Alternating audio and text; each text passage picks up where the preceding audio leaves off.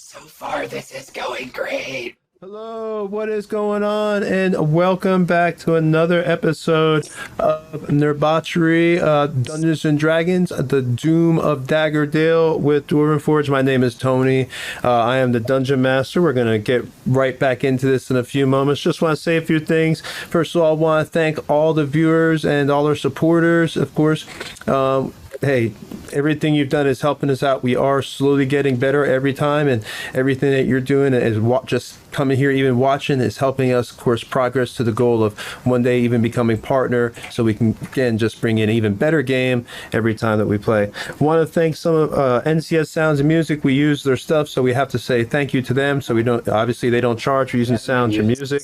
Thank Wargame and Recon. Oh, did I just cut out? Hope not. Thank obviously stat trackers, which you see us use every week. We actually have Mr. Bramblebeard in our group tonight. He is actually here.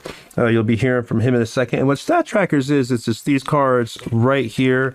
And what they enable me to do is I don't have to worry about looking up anything in the monster's manual. For me, it's a monstrous manual, but sometimes even on the PC, I have a nice quick reference guide that I can just grab and then use real quick. So that's awesome. Also want to thank Monkey Paw Closing. That's another one of our players, Mason. She plays Hatchet in the Evil team. This is session 11, so we've come a long way. Last week was the heist of Dagger Dale, where the good team had, broken into the warehouse because Randall Morn, the leader of the rebels and the rightful ruler of the town, had said he needed some documents that not only had information about possibly what was going on in the town, maybe some info on the Dreamfever that maybe the constable knew, but also information on, the constable skimming and doing all sorts of dastardly deeds in the town. So Randall needed that, and of course these are the good guys, so them being good, they accepted that deal, but not without a little bit of cheddar. They had to go ahead and work a deal where they're going to get a little bit of extra goods when they come back. But during the attack, of course, or not the attack, but during the time they snuck in, and you'll have to watch the episode. One of the players, Faraday, he actually got knocked out by the poison. Luckily, survived it, but he is right now stuck in a bag of holding and being carried around by Scraps. And he has 9 minutes left in that bag. So that's where we're going to jump into in just a second. This is a campaign where they started out level 1. They are all now level 3. This is originally a second edition module that's been converted over to 5th edition, and now we've also kind of thrown a whole bunch of homebrew stuff in there that just makes the adventure just forever ongoing, and then we'll also work in other module homebrews as well, just to spice things up as we keep going along. Whole map is made with Dwarven Forge. If you don't know about them, they are awesome. They pretty much make the best terrain in the market. If you can find something better, let me know. But obviously, you won't find anything better. I highly suggest you take a look at their website. They just had one of their Kickstarters, which was awesome. Wildlands, where it had swamps and more forests and mountains, a whole bunch of just awesome stuff. Next Friday at the 27th, excuse me, not right. Next Friday, I had the 27th there, excuse me. Next Friday, the 6th, oh, excuse me, the 5th. Saying it wrong again. Next Friday, the 5th at 6 p.m., we're going to have the next episode of the Evil Team, and that's actually going to be part 15. They actually are a couple of episodes ahead because they were behind the Good Team, so we had to run them a little bit more so they could catch up with the Good Team. All right, I'm just going to let everybody introduce themselves, and we will start with Mr. Omar. Hey everybody, I am Omar. I'm playing Faraday, a halfling rogue with a arcane trickster subclass. All right, let's go with Jay. Howdy, I'm Blue Jay. I'm playing him, the Tiefling Celestial Warlock. Let's hear from James. Hey everybody, I'm James. I'm playing Bramblebeard. He is a Dwarven Druid. All right. And then next, let's hear from, well, Colin's actually not here. One of our players is running a little late. So one of the other players is going to take control of him for the RPing and obviously everything else that we'll be doing here. And then next, let's just go with Alexander. Hey everybody, I'm Alexander, and I am playing Malkavia, the half-elf rogue wizard. All right. And then our last player, he is also late. So this is going to be interesting trying to juggle this. We did not know that these people, unfortunately, were going to be late. So we do apologize about that. He's here. Net's here. Yeah, Net's here. Oh, Nat. Oh, Raz made it. Okay, awesome. All right, so there's Raz. We have one more player on incoming, and that will be Colin. So in the meantime, whoever wants to control that character, it's open to any one of y'all in a Roll20. Whoever wants to control Scraps. Probably be best if Faraday did, since Faraday, you're actually with Scraps. So you can kind of play off yourself right there if you want. Right. So we're going to go ahead real quick. They are both, like as we said before, they are on the streets. And at this point, what's happened is they have just robbed the warehouse. They luckily were kind of able to, in a way, get away. But him and Raz are, again, heading towards the jail because Raz said he was taking them. And right now, this is what they're hearing in the streets. And then I'm going to let them decide what they want to do. Robbery! Robbery!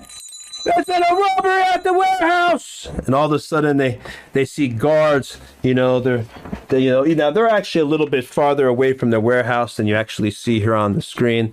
But there's guards starting to mill around the town, and they're just starting to walk around and starting to look. Find the perpetrators! Perpetrators! Robbery! Robbery! Robbery! And at this point, I'm going to let the group take it, and they're going to have to try to figure out. You have guards coming down. They're starting to walk around. They haven't made it to your area yet, but you have guards coming down this end of the street. They're going to start walking down. And they don't see any of you, obviously, yet because you're not in view of this. And then the same is coming down this way. How do you want to proceed? Scraps and Faraday are actually kind of heading down towards the tavern. They were not spotted. Obviously, Alistair Bramblebeard, he is still in rat form, so he is, I believe, on the shoulder at Malkavia. And then we have Raz and him. They are heading towards the jail because Raz had promised the guards over there. So these guards are coming down the way. The first guard comes up. What's going on? Have you seen the perpetrators? Is this one of them? He's talking to Raz here. What's going on? Where are you taking this one? Is this one of the perpetrators of the robbery in the warehouse? I believe this one knows something about it. I'm taking them for some interrogation. And Raz flashes him a very menacing smile, implying that it may not be so comfortable for our shape-shifting friend here. She looks dangerous to me. Perhaps you could give her... Oh, I'm sorry. He looks dangerous to me. Should be a little... Maybe we should soften her up a little. What do you think? Give her a little slap? Him. Give him a little slap. No, Him is a him. I know. This is so messing me up because it's him. Maybe we should soften him up. Give him a little slap. Oh no, I've got more delicate things in mind. And Raznor traces a claw down him's cheek. Oh, I got you. Well, make sure you bring him down to the jail then. I'm going to head to the warehouse. Everybody's gathering there. We've got to find out. The constable's going to be pissed. Have you heard what they've stolen? Is there any word? I don't know. All I know is this thing might know something. All right, so he starts making his way off down to the warehouse at this point. Just for clarification, is him are you still Do you still look like Heckler? Like I Hector? still look like Hector. Okay, all right. All right. So now we've got him and Raz are heading down to the jail. They've kind of walked past this guard. He's running and he's heading down there. And now there's another guard heading towards not Alistair, but Malkavia. Hey, who are you? What's going on here? There's a robbery at the warehouse, citizen. Have you seen anything? I saw some people running the other way. I just want to get out of there because I didn't want to get killed or stabbed or mugged or whatever. It's crazy. What the hell is that thing on your shoulder? Is that a rat? It's my pet rat. I mean, he's a good boy. He actually kills other rats. Oh, He's really good to have in this town. Oh, disgusting. Oh my God, citizen. I mean, you've got to keep your eyes open. There's been so many. This must be the work of the rebels. You sure you saw nothing? You just saw people running the other way? I mean, everybody was running in different directions, so I just wanted to get out of there. Any idea what they look like? Do you have a description? Yeah, actually. One of them was kind of a tall, but not so tall, kind of like mid-size, but tall, but mid-size, and kind of like light, dark skin, and their hair was like kind of blondish, but dark, but not really dark, but kind of blondish. It's kind of like in there, in that like spectrum. I mean, it's dark. He starts scratching his head like, what? You said dark, but blondish, but not blondish. Or wait a minute, I read that. So what color was it then? It's dark. I mean, how am I supposed to know everything? I wasn't even there. I just saw people running. You got a height. Was it a human, elf, halfling? They were in like leathers. I don't know. I mean, probably not, halfling size at all. Yeah, no dwarves, no halflings. Probably just humans. He starts looking at you. It seems mighty odd, but all right, you can go and take your rat with you. I've got to find out what happened. He starts hearing the bell go off again. Guards, all guards to the warehouse! And he looks at you, but then he looks. Go on your way. And he starts running towards the warehouse, getting back. Good luck, sir. To keep our city safe. He doesn't even look back. He's got his shield in one hand and his sword. He's ready. He's Johnny Do-Good, and he's ready to find out who these perpetrators were at the warehouse. And Malkavia just bolts. Like, he just keeps going, like, down the street and trying to catty corner to, like, get to the tavern and loop back around that way. Do you do the little, like, thing where you take, like, 3 or 4 steps backward first, like you're not going to run, and then just gone? It's more of a just watch the guard go and then just keep walking, then walk faster. Then when they're kind of like at a distance, just cut corner and then bolt. All right, so you're now bolting towards the tavern with the rat on your shoulder. Yeah, he's holding on, right? I assume he is. He has no choice. Don't grab the ponytail. All right. So, now let's go over to Colin's. Obviously not here yet. So, He's here. Everybody's here. oh, Colin made. Okay, awesome. Everybody's here. Yay! Okay. All right. So at this point, then Faraday is pretty much knocked out. So there's not much he can do at this time. He's got his. We'll say another 2 minutes has now gone by. You're about halfway to the tavern. You've got Faraday in your sack. Colin, or Scraps, should I say. You see a guard heading your way. You, Kobold! Hey! You're coming from the warehouse. What you doing there? What you doing? You look suspicious. Stop right there. So I am going to immediately use my my kind of like grovel, cower, and beg feature for my kobold to just like immediately drop.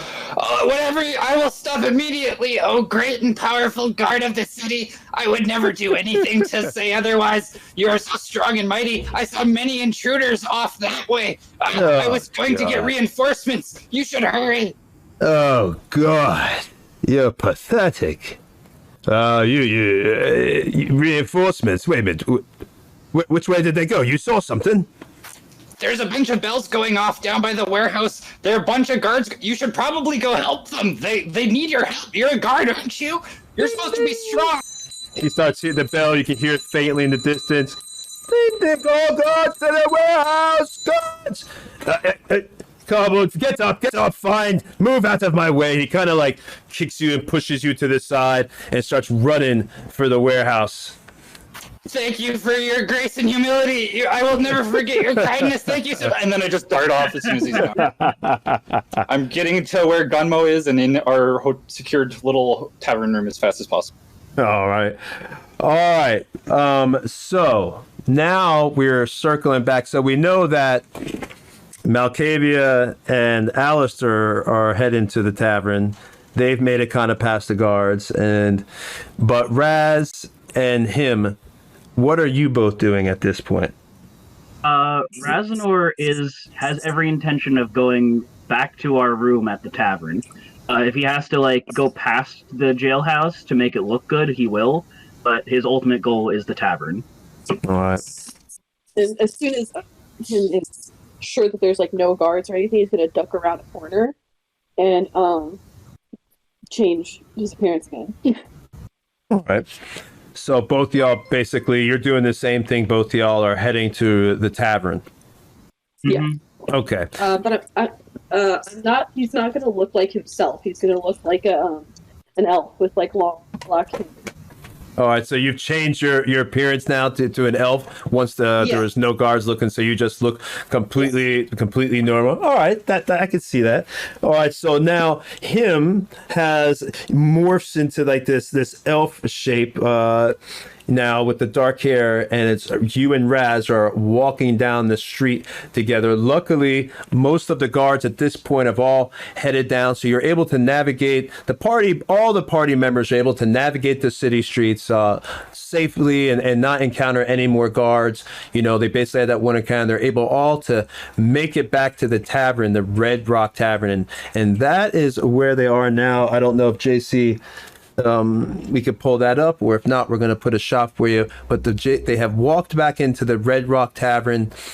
They have about 2 more minutes worth of air for Faraday, and let's pick it up right where the party they've all met up basically at the same moment coming through the door of the Red Rock, and I'm going to let them play it out. You have Randall Morn is sitting there. You're back. You've made it. Do you have the papers? Yeah, how's it going? It's probably been great. You should probably get some food or something, and we'll celebrate. 1 second. And I just rush up the stairs to the room in private where Gunmo is. Hello, mate. What's going on, Scraps? Hey, what you doing? You look like you're in a hurry. I like slam the door behind me. I need your help, and I just flip the bag inside out, and Faraday, along with a bunch of monster parts, just comes spilling out onto the floor. Oh my God, mate! Is that a halfling in a sack? Well, I've seen a lot of. This is the only way I could carry him. It was going to be safe. He's dying. I need to help him. And I just grab one of the syringes off my chest, and I stab it into his chest, and I squeeze all of it in, and I cast Cure Wounds on him at first level. All right. Well, all right. So he's still kind of like knocked out, but obviously, you know, because the poison kind of knocked him out. But How many HP is that? Yeah, go ahead and let us know how many HP you got there from that. 6 plus my spell casting modifier of 4, so 10 HP. Nice. Puts me back up to max. All right, cool. Did the 75 pounds of iron come out too? Yeah, it would have. A lot of clunking from upstairs, but Faraday is okay, I guess. So there's a loud bang. Faraday was okay. Faraday, are you okay? I'm sorry I had to put you in there. It was the only way to get you out alive. Everyone else is still fighting. I don't know what to do. So am I unconscious still? No, you're conscious at 10 HP max up. Oh, okay. Or you should be at least from the cure wounds. But I wasn't dead. I was knocked out. I had poison. That was poison. Do you remember? Oh, right. Yeah, that's what I was saying. He's still unconscious. Yeah, He's still unconscious. The healing helped. I got health back, but I think I'm still unconscious. Yes, You were out for 8 hours. Yeah, you'd need 2 hours. No, actually, I neutralized the poison before, so the healing would work normally.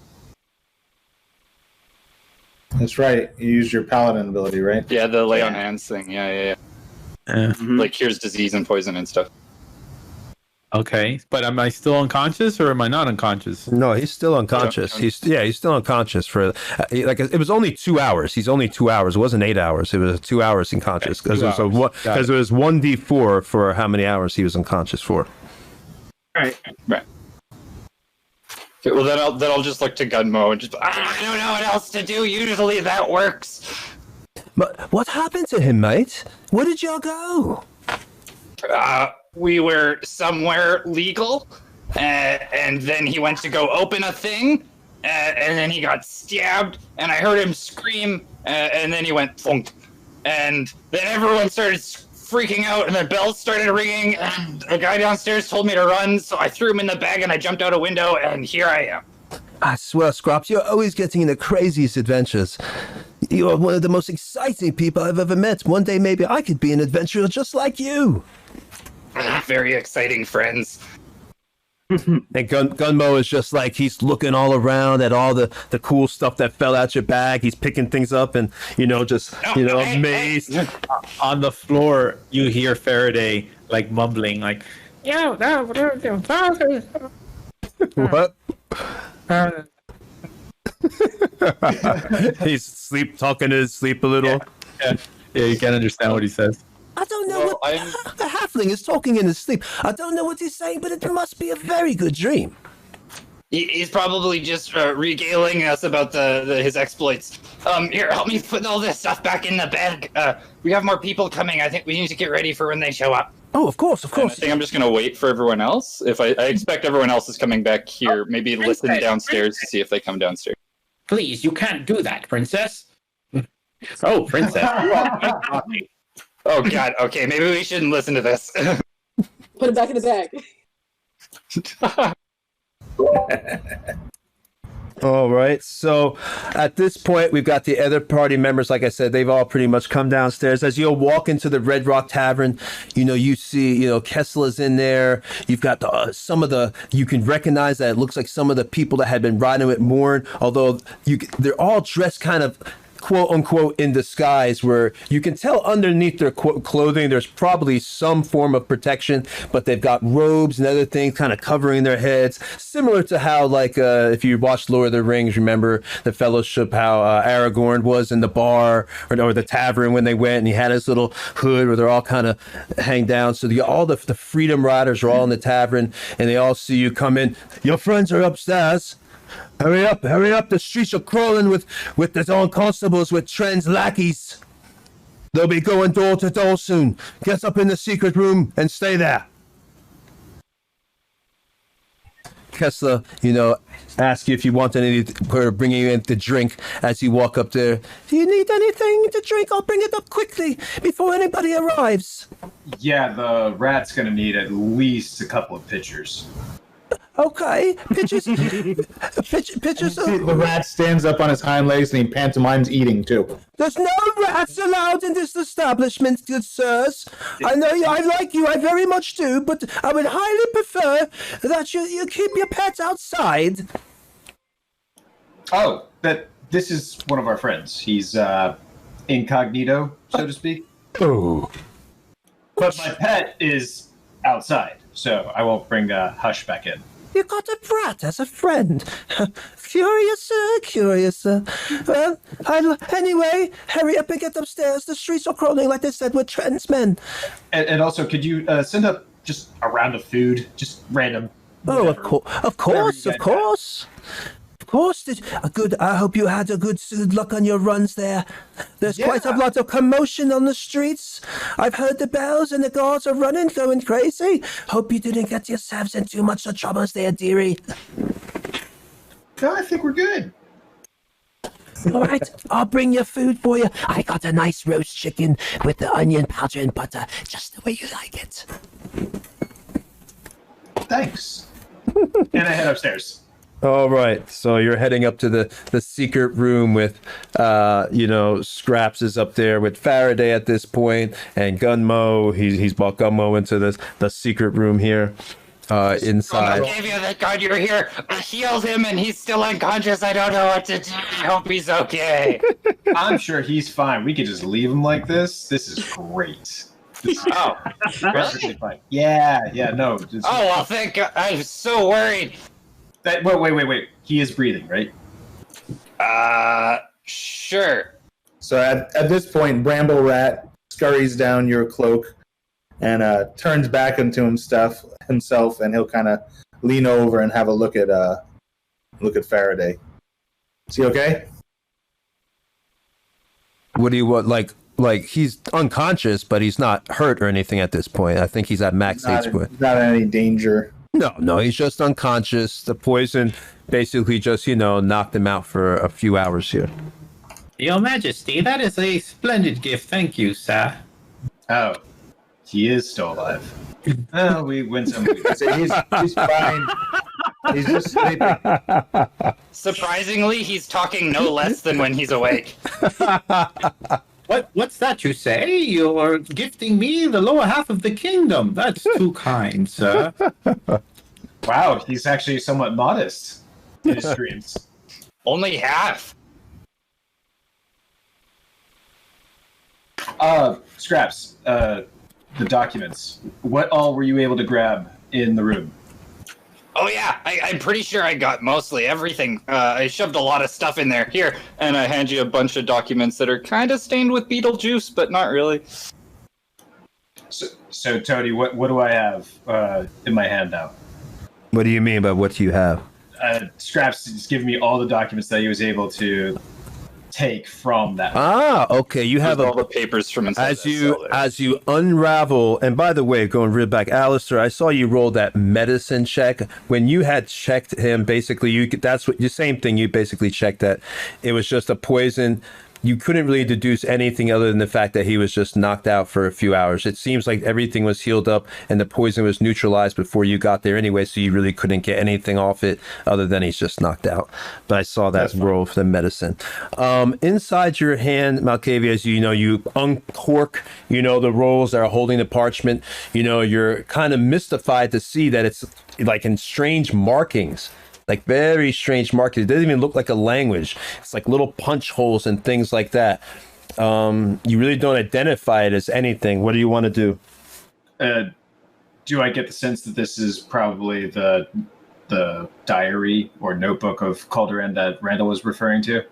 You get the sense that obviously the papers are important because they're behind, the iron, the gates and everything else when you had to unlock it or try to get in. But you can't really tell exactly what they are at this moment. But yeah, obviously you can tell there's something important. Okay. So I'll put that in like my my little bag on myself. And then what else is there? Because there should have been also the tax documents as well. Yep. Everything, you actually have about 6 pieces of parchment. You can tell everything there seems to kind of be in this, it almost, like I said, looks like a code itself. So all the papers have code. Yes. Okay. They all seem to be encoded. Only thing you can really tell, again, there is a government seal on each one of these papers. So they're government documents. It looks like, at one time the constable has actually sealed them, but you don't know what they're saying at this moment, obviously, because they're in the code itself. To open these things up is really high. So I will just take all these papers, put them in my bag, and I will wait for the rest of the group before we make our next move. Okay. So wait. Then I also want to look back to Scraps. I was like, were you able to grab all the weapons and gold and all that stuff as well? Basically, as soon as you told me to start grabbing things, you told me to run. So I just got the papers. Okay. All right. Just curious. All right. I got out though. No, that's the most important part. And you brought Faraday, which is a bonus in some respects. Yeah, I hope it doesn't cause any long-term damage. Nah, it's all Zentarum stuff. So yeah, no, we're good. Oh, Yeah, Malkavia, you are an interesting fellow, Malkavia. Oh, that's not even really an insult. Yeah, You're getting better. yeah, maybe. Maybe we should give him a pillow or something. Whether on top of his face or under his head, I mean, your call. But yeah, I'm cool with waiting here for the food and drink now. all right. Now at that moment, Raz and him comes through. They start coming through, and they see the same scene.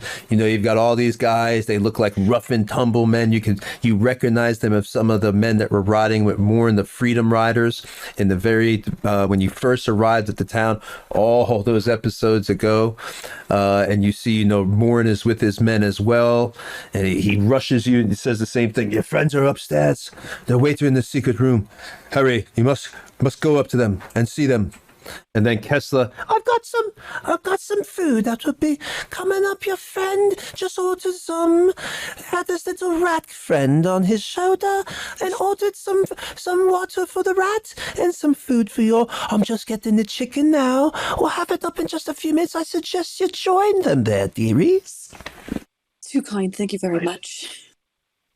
All right, let's go. All right, Yeah, and we'll follow up the stairs. All right, so y'all go up into the room, and you see Malkavia still laying. I don't know if we have a picture of that, but we might. But there's a Malkavia's. I'm not saying Faraday is laying on one of the tables. They kind of got him laid out because he's still knocked out. Everybody's kind of around Faraday at this point, listening to him talking to sleep and have his dreams of grandeur as king and wizard and God knows what else, genie. So, everything is coming out of Mr. Gentleman there. So yeah, they're all gathered around, and that's what you and him walk in on. Everybody's kind of just gathered around. You also see Gunmo. He's in there as well. He's just kind of putting the things back in the bag that's been scattered all over by his friend Scraps. I wonder who Patricia is. He keeps talking about her. No, probably some made-up sweetheart. Just hoping she's only made up. Or is she? Unfair. Anyway, who has Roz or Scraps? You had the documents? Yeah, Malkavia has them now. What exactly did we get? Was it anything important? From what we were aiming to get, if these were all the documents there, we should hopefully have the tax records as well as Calderon's notebook and a couple of other documents, which everything seems to be in code, and also several, 5 of the 6 items have government seals on them. So, yeah, I figured once we go to Randall, we can discuss these items. Most definitely. I don't necessarily trust Randall 100% yet, so we're going to go item by item with him. Probably be best to ask him to look at these while we're in the room rather than just handing them to him as well. Exactly. I'd like to take a look at the code, see if I could make any sense of it. Yeah, but Do you have an actual physical copy of it?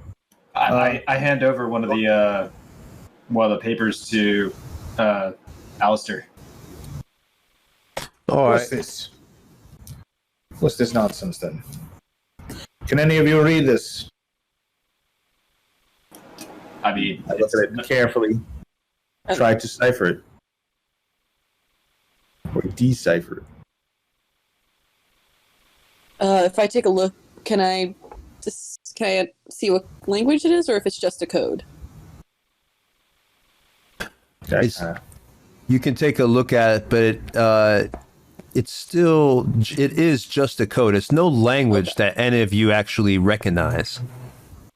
Right, but is it a series of dots? Is it just a simple cipher? Yeah, it's like little holes, but then also there's marks. Like at some points, there's actually holes in the parchment to simulate part of the code, and then there's marks. There's like X's, but they don't look exactly like an X. They're very strange marks, but you can tell they're in a uniform pattern that would indicate that some of these things must be words, and some even possibly could be numbers. But you can't really deduce what it says. It's just a code itself. Since it's just like the group here, him's gonna change back to his normal face. And then say, perhaps we should bring Randall up here so we are in control of the environment. At that moment, there's a knock on the door. Is that your real face? I got you. Is that the real one? Is that your real face? Oh. This? The tiefling? Yes. Is he gonna insight check it? He's just looking at you, kind of intently staring at you, but doesn't say anything. Aznor goes and kind of like cracks the door to see who it is before opening it completely. I got your food, dearest. I got your food. Oh, open the door! Open the door! Open the door! The food is Opens it the rest of the way. In comes Father, Push him out of the way. Your Come right in here. is glorious, Father. Your mustache is glorious. push Faraday off the table so that the spread kit is more important. Like, Good to know that if, rolls him off the table. Put it right good to here. know that if anybody ever tries to infiltrate our group, all they need is a platter of meat and cheese. I've got Food is the way to every adventurer's heart. Where do you want me to put it? Your food? I'll put it over here. Yeah, right on the table. Bramblebeard rolls Faraday off the table onto the floor. It's right here. Right in front of the dwarf is probably okay. I hope you didn't hurt your halfling friend there. He's fine. Okay, dear. That, however, is absolutely glorious as well. See? Oh, okay then. If you say so, dearies, I'll put down your chicken, and I also got your pitchers of drink for your little rat friend. There you go. There you go. Before she even puts it down, I'm eating food off the platter, and I reach a greasy hand into my pocket, and I take out a gold coin and I press it into her hand. Oh, thank you, Mr. Bramblebeard. You're so famous around. We haven't forgotten about your generosity and how you saved this town. Didn't come from me. Wasn't me. What do you mean, wasn't Must be you? a different book. It's okay. Don't worry. What do you mean? But you're a hero. I know who you are. He doesn't like it when people know who he is. Oh, that's right. I'm sorry there, Mr. Dwarf. I'll keep it a secret just between you and me and your friends then. Okay, thank you. Okay. Miss, before you leave, could you possibly go get Prandal Corn to come upstairs? Oh, Mr. Morn. He's so nice. He's a good fellow there. He's leader of the rebels around here. I trust him. Good sort of folk. True leader of this town he should be if it weren't for that nasty trend. I'll tell him you want to meet him. Thank you. She heads down, kind of like takes the cart, of empty stuff and starts walking down the thing, I look back at the group and was that odd that she was talking up Randall Morn in the public place or kind of private place? I thought it was quite odd. Yeah, very, very strange when she already knows that we're working with him. She didn't say you're working with him. She just said she liked him. I thought everybody liked him. Or at least most of the people. Yeah, he's a nice guy. He's liked in the town first by some people. I'm not listening anymore. I'm eating. I want to tell Scraps to go outside and guard the door. Like let Randall and his men through, but after that, just stand outside and make sure nobody comes knocking.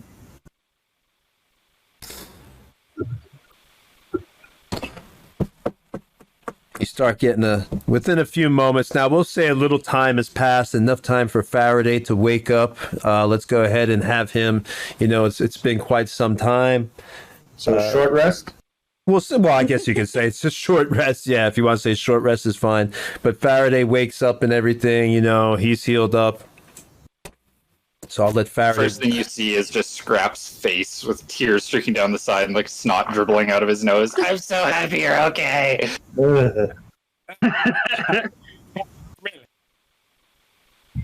You're cutting it out. I'm sorry. I appreciate that. Chap, I'm sorry. Thank you so much for all you've done, really. If you could give a man a little bit of space so I can breathe, it would be fantastic, sir. Of course, I'm sorry. Well, I sit up, and what do I see when I sit up? Well, you see the party, you're in the room, the last thing you remember is, opening that door, like, we got it! And then pretty much falling out. But now you've woken up, you're in the secret room of the Red Rock Tavern. You see everyone around you. You're not laying on the table. I can only assume that in my haste, I hastily forgot the trap on the door, but I take it that the rest of you managed to... not bungle it further and get the documents, yes? We got them. Absolutely. Very well, then. That is a job well done. Hey.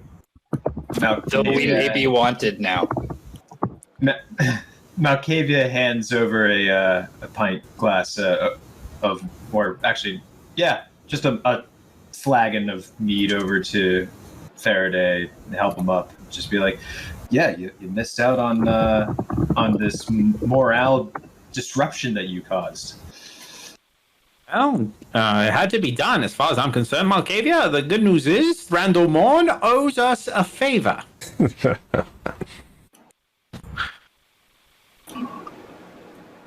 You also might want to get some of that cheese before Alistair... Or Bramblebeard gobbles it all up. Yeah, eats it all up. Yeah, it's gone. It's already Takes the gone. last piece as he's saying that. Oh, did you want some? Faraday will take like a handful of berries and just, eat the berries. I still have beetle parts if you want. No, that's all right, Scraps. I do appreciate the offer, but I need a little bit of time. My stomach is still a bit queasy, if you get my meaning. That's fair. Well, also, what time is it? I thought didn't we go into the thing when it was like nighttime? So it's gonna be. It really didn't take that long to completely. Yeah, really. Cause chaos. Yeah, it was all 20 RP, minutes tops. And yeah. So like, is it still like midnight or whatever? Or? Let's say it's about now because you had some time pass for Faraday to wake up. You did, Alistair wanted to do a little bit of a short rest. So we'll say it's about 4 o'clock in the morning, 4 or 5 in the morning now, Good lord. So what do we know about Randall Morn? Where is the man? He's actually going to be here in like 2 seconds. Is that right? Scraps 2 is outside. He's going to let him in. Scraps too. All right, so you actually hear a knock on the door at that point. Ooh, that was good sound effect. Who it is again? You notice that it's in the front are 2 men. There's 2 of the Freedom Riders, and then behind them are Randall Morn. We wish to have words with you and your party. May we enter? Indeed. He opens the door the rest of the way. All right, they enter. These guys are dressed, they're still in their kind of like their hiding outfit. Morn's the same way he walks in. My friends, I commend your success. You have thrown egg in the face of the constable. My only hope is that you have been not just successful in embarrassing the constable and making him look like a fool, but also in getting the papers that I requested. Were you successful? We were not only successful, sir, but I guess you could say we did so we did everything in a manner befitting a true gaggle of adventurers. Panache. I heard one of you was injured. The halfling. You yourself, sir. No, Are you sir, all do I right look now? Do I look injured to you, sir? No, but I had heard that you came in unconscious. No, that's incorrect. I was merely hiding. He looks at one of his freedom riders, and the freedom rider gives like a quizzical kind of like, well, I told you he was. I don't know why he's not saying it, but. And then Randall Moore kind of shrugs. All right, then, my little friend, not a problem. If you weren't unconscious, Who told you he was unconscious? we have. You walked in with him unconscious, and went immediately up to the room. My men were. Oh, god damn you! He's actually a villain. Get him! Rope the DM moment. The mind player in disguise. All right. Well, when we went upstairs, Kessler had saw him on the table, and she had reported that he looked unconscious and was not doing well. I was just sleeping. He could sleep anyway. My eyes were closed. I was merely resting. All right. Well, if that's the case, it's neither here nor there. That is not. I'm just glad to see that all of you made it through unscathed, and not Completely, in jail. 100%. Yes, that is the most important thing. But now, of course, the constable is looking for the perpetrators of the crime. They're beginning to go door to door. You'll need to stay the rest of the night here, and we'll have to develop a plan to get you out of this Red Rock before they begin to get suspicious of where else you could be. In the meantime, though, can I see the papers? Wait, well, now slow down for a second. I believe you made a arrangement with us, or rather, an arrangement with us. And I believe part of that arrangement was a specific tool, if you will, a tradesman's device, otherwise known as a hand crossbow that you promised me, sir. Yes, that's of course. That's why I need to see the papers to make sure of what we asked for. No. That is not part of the arrangement. Who has the papers? Said. So technically, Alistair has one of them. Papers. Alistair has one of the papers. Malkavia has the other 5. So I hand him one, and I say to Malkavia, give him the papers to stop him from babbling. Let's show you're going to get your crossbow. Don't get all. I'm a man of my word, Mr. Halfling. You have no need to concern. I would never lie and try to steal anything that I have already promised you. I place each paper on the table. This is very irregular. This is extremely irregular. So I'm sitting at the table beside Alistair, and Alistair, not at all how business is conducted where I'm from. And I lay out each one of these papers, and then the last one is the notebook. Quite frankly, I find it offensive. There it is. Put your materialism aside for the moment. The men next to to Randall, his freedom riders, they kind of like are doing a huff and a puff, almost like rolling their eyes, because they can't believe the hijinks at this point. They all have codes for each one of them. However, we didn't even try opening them, but we noticed that with the notebook there was a bit of a code. So hopefully at least 2 of these documents are what you asked for. 1, the tax records, and then 2, Calderon's notebook.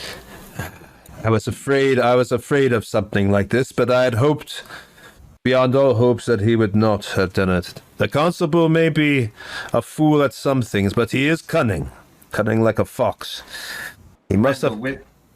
Sorry to interrupt, but outside of the notebook, these 5 documents, I know that we agreed to just get the tax documents in the notebook, but it seems like we're in a surplus of 4.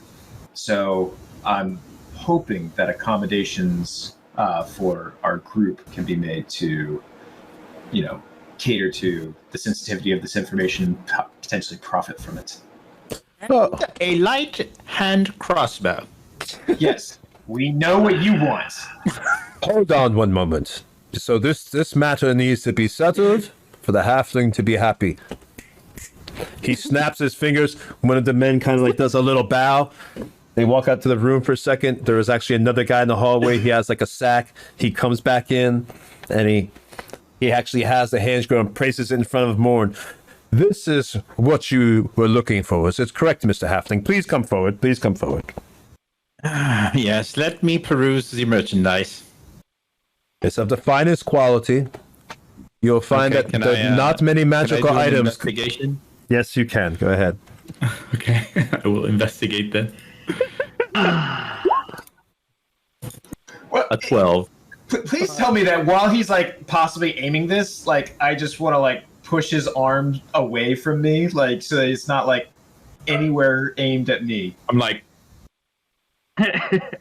All right, as you investigate this crossbow, you see there's very ornate carvings. There's one of like an actual lion on each side of the hand crossbow, and out of its mouth, it seems to have like the actual head of an actual bow coming out of its mouth. So it has it's beautiful. It's a very, almost like a piece of art carved out of oak. It's wonderful. It's very, very solid, but surprisingly light. And that's part of the reason you can tell Randall looks at you and says, "Is that to your satisfaction, my halfling friend?" And as you'll notice, it's actually a magical crossbow. They don't come through Dagger Falls often. I would hope that satisfies you. well, the craftsmanship is quite shoddy in places, but I will make do. I appreciate at least you holding up your end of the bargain, even though this is a substandard piece of equipment. And I'll just like walk away, like holding my crossbow. He kind of laughs. Shoddy, is it? Well, okay, Mr. Halfling. You're quite a talkative fellow, but a good one. Debatable. All right, so Now, tell me, Mr. Morn, can you make heads or tails of this code? no, unfortunately, I cannot. I have many skills, but code breaking is not one of them. One of my men who is actually out on patrol is quite talented at such a thing. He actually used to be one of the purple dragons and now works for me. And during his time working down in Cormier, he was able to determine many codes and break them down there, and he now has those talents. He should be back within 3 to... I don't know why I checked my watch right there, as if Randall Morn was wearing a watch. It's a wrist sundial. Yes, he'll be back in about 3 to 4 days from now, and at that time, he will be able to hopefully deduce what was going on here. I cannot express my thanks enough. I hope that hand crossbow is enough, but you also have something more than that. You have my trust. You've helped this town by getting these, and you've risked your lives. It won't be forgotten. So would you say you owe us a favor then? The town owes you a favor. If these documents contain what I think they do, then they might be able to give us the leeway we need, and possibly depose the constable. And if not, at least rally more men to our side, and hopefully take back this town, so that we may bring it under righteous rule once more. Well, if these documents are a kick in the nuts to the constable, then I'm fine with that as payment. What did you say? I'm sorry. You said sick as nuts? If these documents are a kick in the nuts to the constable, then I'm okay with it. Kick in the nuts. I'm bad here. I thought you said sick in the nuts. All right, so yes. I strongly urge on the urgency of the notebook as a higher priority compared to the tax documents. We very much are still trying to find out what's going on with the Dreamfever. So if there's any inclination or any information that we can get, please let us know as soon as possible. We're in agreement on that. But before we even get to that point, now we have to figure out how to get you out of this tavern without the guards finding out who you are or what you're doing here. Luckily, you've been able to evade them, so I think we're more safe. But I do have a plan. My plan is quite basic, but if you have another one, let me know. You have any ideas yourself? Mine is quite simple and requires one of my men simply going out there and causing, shall we say, a disturbance with the guards while you make a hasty exit out of town into the woods to let things die down. The constable will find someone to blame, and if he can't find you, then he'll find someone innocent. So we need to move fast. How about See. a question first? How long do you think it'll take your code breaker to decipher what he needs to from Calderon's notebook? That's a good question. I'm hoping it's quick, none can say, but I am in agreement with you that we need to find out about the notebook first. For those things are what could save, possibly, if the information we need is in there, that could save the lives of citizens. And if we could save even one Dalesman, then this notebook was worth the risk. You see Faraday stands up, he walks over and he says, well, that settles it then. This, he pulls out the sword, is the coronator, and this is the subjugator. I've decided. Wonderful. Wonderful, Faraday. Now, escape. Randall, would it be possible to, if we have to leave the area, maybe as a group, we could all head to find that alchemist? Turon was that the name? Sorry. Was it Turon? Yep, Turon. Would it be possible to maybe give us horses or some means of transportation? Yes, I can. I can't say I know much about Turon. I've heard that the alchemist had moved into the area. Other than the fact that he's quite famous and quite powerful, I don't know anything other than that. But he is located, I believe, in the mountains. That's where he has put his tower. I can provide you with the boat. You should be able to get upstream in that quite quickly, bringing you to the mountains itself. Then you could climb. It should be only a day to possibly 2, depending on weather conditions. I look to everybody else. Do we want to go on a boat? I have no issue with the boat. I'm not averse to it. As long as we stay in the boat. I'm not a great swimmer. Bramblebeard, you seem to be talking, but you're silent. A boat. I'm on a boat. Here's some trunks. The last time I was on any kind of seafaring vessel, it was quite an elaborate experience. It was a kraken that attacked us. Yes, we'll take the boat. Yep. Well, why can't we just ride? Can't we just ride? Why do we have to take a boat? Why on the water? Why? It was a fearsome creature. It had like 9 tentacles. Well, you don't. Randall looks at you. You don't have to take the boat if you prefer walking. No boat. No boat. How long would it take with horses or potentially a wagon? I'd say a 2 to 3 day journey if you took a wagon or horses. Can you set us up with horses and wagons? Or He looks at the freedom riders. One of them comes over. He whispers into the ear, "Yes, horses will be prepared for you down at the stable." All right, then I guess it's just a matter of sneaking us out to the stable. Is there any way we could maybe get a small wagon or cart along with those as well? That goes in with part of my plan. I have a cart outside waiting for you. I want all of you to sneak into the back. While you get into the cart, when we call for you, you'll know the time. One of my men will be outside causing a disturbance. Then you jump into the back of the cart. We will transport you down to the stables. The horses will be there, and then you ride like the wind out of the town. Come back in. We will make contact with you. Don't worry. My men always find who they're looking for, and when we find you, we'll let you know when it's time to come back, and then we can take down the constable and free this town. We get the cart too, right? Is that what you said? So we get horses and the cart with it? I think that's what Scratch was. You can have the horses, but the cart that will be bringing you to the stables is not mine. It's actually owned by one of the rebels' sons, who is a farmer around here, who's helping us, a very peaceful man named Jack. But the horses, you can keep the horses. They're not going to be fancy. They're not the fastest, but they are strong and sturdy and will get you to your destination. I looked to Scraps. Maybe the stable master has a wagon or something. He just like gulps and he's like, horses don't really like kobolds much. and I'm a little small. You can tell he's like visibly scared. He's not a fan of horses. All right, Scraps. I won't let any mean horses. I won't let any mean horses pull you around. Just wear that cloak I gave you, son. I am. Okay, very well then. You should be fine.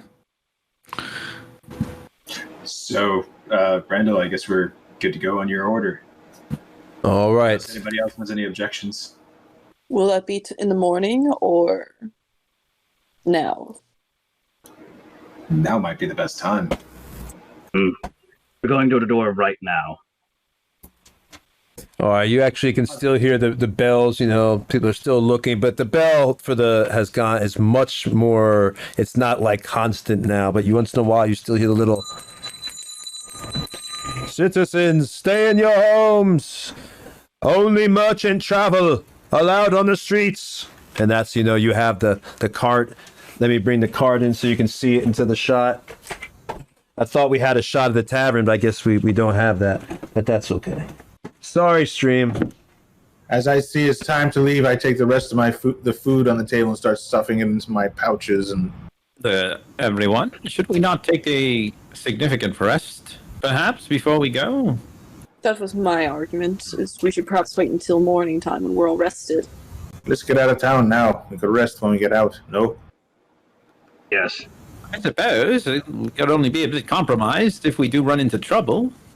I think that at the moment with the guards, I don't want to get a shift change, and then all of a sudden we have fresh, awake guards walking around. We also still have the cover of darkness at the moment. I do believe, then, we have some advantages. Bramblebeard has not been seen in his truthful form. I have not been seen in my truthful form. I suppose we should be up front, and the rest of you should be... Him hasn't been seen at all. Well, I do believe him walked into the warehouse in her truthful form. In his truthful form. Forgive me, him. The name gets me confused. Regardless, I think we'll be fine. If Bramblebeard and I are perhaps steering the carriage, everyone can hide in the back. I'm fine with that. Well, no matter what we're going to do... Sounds good to me. No matter what we're going to do, him wants to... Or I want to go down and ask the innkeep if she has, like, a sewing kit or anything like that. I was going to ask that earlier, but I didn't notice. We didn't have any time. Tony, listening? I think he's moving miniatures. No. Yeah. Yeah. He might be able to hear us, but... I heard you. I just had to unmute. I just reached over and unmuted. Oh, okay. All right, you want to ask the innkeeper if it has a sewing kit? Yeah, if she has, like, a sewing kit that I could take with me or, purchase from her or anything like that. Oh, good morning, dearie. What can I do for you? How can I help you? Do you have any sewing supplies that I could perhaps purchase from you for my travels? You've got to be careful. They're on the lookout for you now.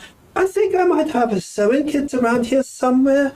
Hold on, dearie. Let me rifle through as quick as I can. And she Thank you kind very of... much. 100 gold pieces. 100 gold pieces? Oh, my lord. Oh, well, I definitely have a sewing kit right here. And she quickly, throws open, like, a I sack. didn't say 100 gold pieces. No. Somebody said 100 gold pieces? I thought I heard It's me. It's nobody that was downstairs. You cheated me. No, I'm just joking. But no, she does. She hands you the sewing kit. You don't have to worry, dearie. Since no one said about the 100 gold. You don't have to worry, dear. No charge for heroes like yourselves that are helping us out so much. I will give her 2 gold, though. Well, thank you, dearie. That's very, very nice of you. Well, it's very kind of you to sacrifice something like this for us. Anything, having us here. I appreciate it. And Miss, before you leave, I hand her 10 gold and I say, can you check up on my sister Mary for me, please? And make sure that she could be brought possibly here to where it could be safe. She got the Dreamfever. I've heard about her. Mary's such a sweet girl. I can definitely check on her for you. No charge at all. I'll bring her here for you and put her in the same room that you all are in. Keep her safe and warm for you. And if there's some guy saying that he's her fiance, he's a liar. Just keep him, out, away, as far away from her as possible. Really, dear? You I don't trust him. Well, if I feel kind of strange about getting involved and telling a man he can't see his soon-to-be wife. But, Mary's not awake, right? So there's no reason if she's being taken care of. Octavia, this is not important.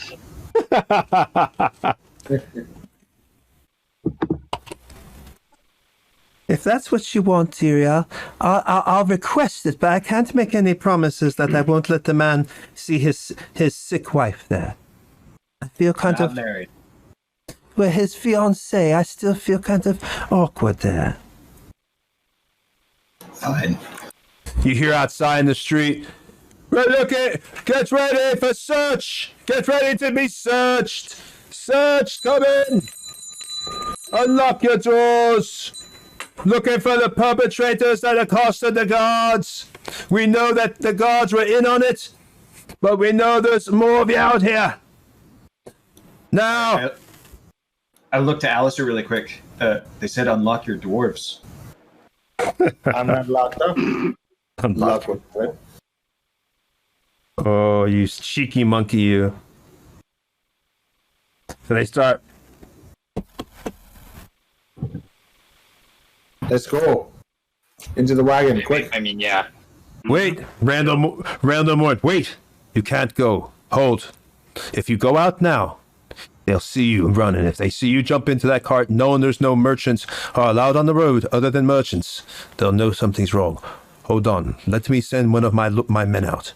He will distract the guards outside, and then you get into the cart. All right, so at that moment, you see Randall Moore, one of his men, actually walks out the door,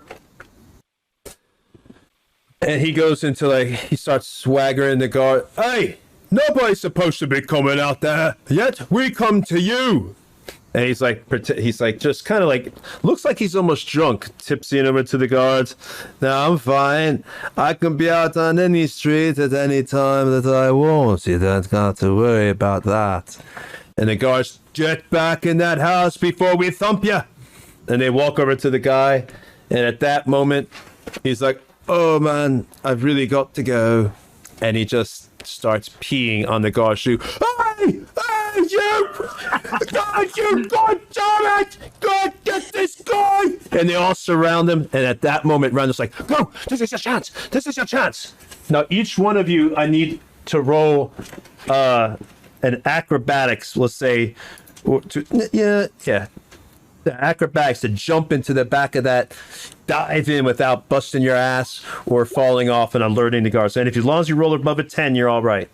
10 or above. 10 or above. Ooh, looks So like far, so good. Just barely. Just barely. everybody's making it, man. Just making it. Did everybody? It looks like 1, 2, 3, 4, 5. Am I missing somebody? Hold on one sec. Scraps. Scraps. Oh no. Oh Yeah. no. All right, so everybody else, they all start filing out, quickly, and everybody's able to dive in there, and Scraps is coming. He's kind of like, teetering along, and he goes to jump as, right into the back of the actual cart, but he just misses, and he hits the side, and it hits with a thump, and at that moment, the guards are like, hey! What's that? What's that going on over there? Stop that! All right. Move the cart! Move the cart! Move the cart! Move the cart! Go ahead, Scrap. Do roll a 1d4, and that's how much damage you take from your thump on the cart. You hit your head. Rasnor is going to be like leaning out the back, grabbing him by the nape of the neck, and then just dragging him back in the cart. Give me a strength check. Give me a strength check to grab him into the cart. But hold on, see what Faraday wanted to do first. Climbing into the driver's seat of the cart. Sir, I'm supposed to be. Advantage. I grab you. Okay, so all right, so let's go down. Faraday, hold on. Let's do Raz first to see if they get you in the cart. Because Faraday, wait. So yeah, because Faraday might decide to drive off, and y'all might not have him grabbed. Okay, so you go ahead. Nat, okay, you're able to grab him. Obviously, you rolled 18, so yeah, you're able to pick up. Scraps off the ground. He's bashed his head. He's kind of like dizzy. The guards are starting to run to you. They've got piss dripping off him. The one guy, I want y'all to roll for the actual Freedom Rider. I don't care who it is. One of y'all pick the roll, but roll a 1d20 to see if he trips him. If you roll a 10 or above, he's able to trip one of the 3 guards that are now running towards you. Whoever wants to roll. Do that? Looks like Nat that did it. Nat already jumped in there. All right. You did not. He goes to trip one of the guys, but unfortunately, the guard sees it. All right, I'll be back for you. I saw that. And he goes, and quickly, the guard just jumps over the foot of the leg. And now you see Randall Morin's guy. He's looking back at the tavern and trying to run back into the tavern itself. All right. Now the 3 guards are heading to you. You've got about I'd say a round, not a one by 3 seconds before they're on top of the cart. Now, Faraday, what do you want to do? They're dragging him into the cart. Yeah! I'm trying to get the horses moving. Give me a nature roll. If you roll a 12 or above, you're able to make wait. Animal handling. Animal handling. What am I thinking? Animal handling. 4-point swing. You just messed me up. Well, 12 or above. 4-point swing. All right, here we go. Here you go. 12. 12 or above. You just got it. All right, so you're able to. Yeah. Well, describe your You're driving now. It's up to you. I take my whip out and I with my whip and I whip the back of the horse's ass. All right. Which way you go? Where do you want to go? I don't know. But Jack, I'm just going. Jack is. Sir, my horses, sir. My horses, sir. You be careful, please. Jack. Because you pushed him out the way. He's sitting there. He's just holding his head. I don't want to die. I'm not a soldier. I'm just a farmer. All right. Stay down and out of the way. So you said you're just trying to head out of town? Yes. All right. Do we not want to swing by the stables at least because is this cart like a big cart or is this like one of those like farming carts where like the back just dumps out? It's like like a farming car. I mean, it's faster than people running, but it's not obviously faster than on horseback.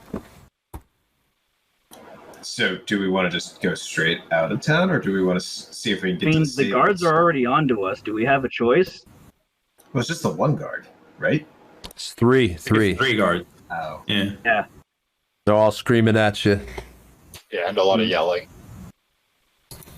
Yeah, I guess we just go. All right.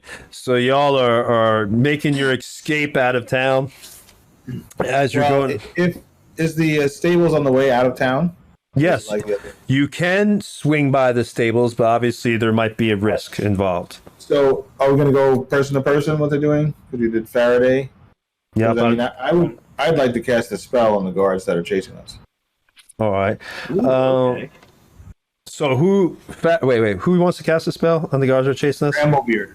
Okay, that's what I thought. All right, so you're gonna do that right as you're starting to be brought away. What spell are you trying to cast on them? I'm gonna just cast Entangle. Ooh, I like that. Go ahead. Okay. So they have to make so it's a 20-foot square, so that should be like the whole street, basically. You get all 3 of them. Oh, don't worry. We've now got, per your request, spell templates. See, people, this is where your money goes, viewers. New things like this to make the stream better. So it's a 20-foot square, you said. Okay. We got that right there. Bam, bam. Look at that. Okay. So 20-foot square, and they each got to roll a C14 strength saving throw. All right. But I think that's on their turn. Hold on. No, when you cast the spell. Yep, right now. Yeah, so let's just go ahead and... What was it again? I'm sorry. What was it? A C14? What? DC14 strength saving throw. Strength. Okay, I'm sorry. Sorry about that. Sure. There's 3 guards, so I'll do...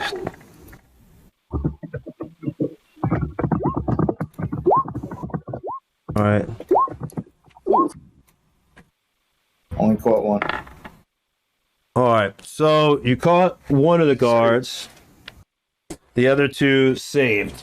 All right. So let's put that block around the guards. You also caught some other people in this. You did that? Oh. Yeah, you caught you caught your buddy in here. We'll just say he got caught, so he's entangled too. I'm not going to even do a save for him. But there you go. You got 2 of the guards are entangled. One is entangled. 2 are still running for you. Now you see all the vines. Do you want to describe it actually, Alistair, how the vines get the guy? Who did I get in there as well? One of the Freedom Riders? Yeah, you got your Freedom Rider. Okay. So in between all the little cracks in the cobblestone, these little tendrils of green vines sprout up and very quickly just kind of overwhelm the whole area and start grasping the legs of the guards. Only one of which manages to entangle, but the other 2 kind of rip their way out of it. All right. Did the rider get caught?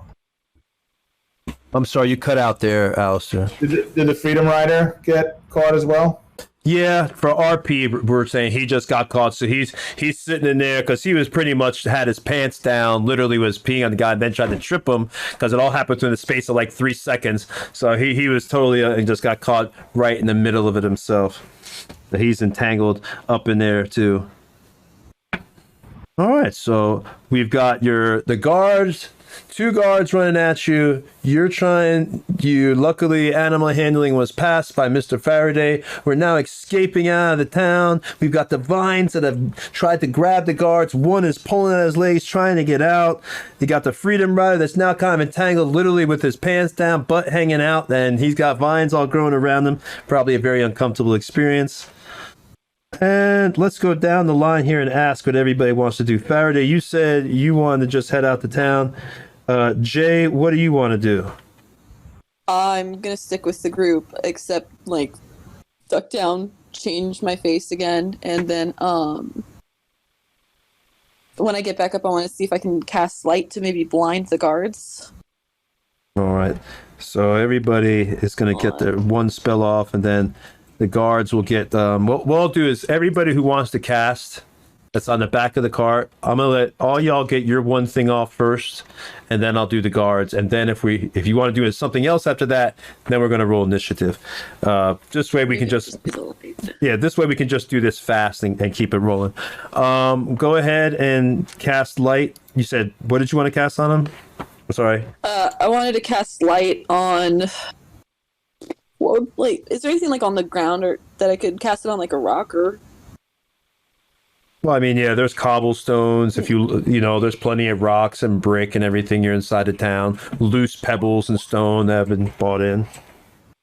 What are you trying to do? I just want to cast it right at their feet, so it's so it blinds them temporarily. It doesn't actually do anything, but it's more of a shock factor. I don't know if it would blind them though. Does it say here? If it is nighttime and it's bright light. I wouldn't say blind though. Because I don't Distraction? think. I tell you, I'll tell you what.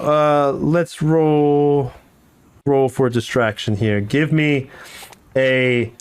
We'll say that you do a flourish and try to give me something, a performance that you're trying to pretend that the light is something else, and we'll do a performance roll. And if you roll, I have a +5. What the hell?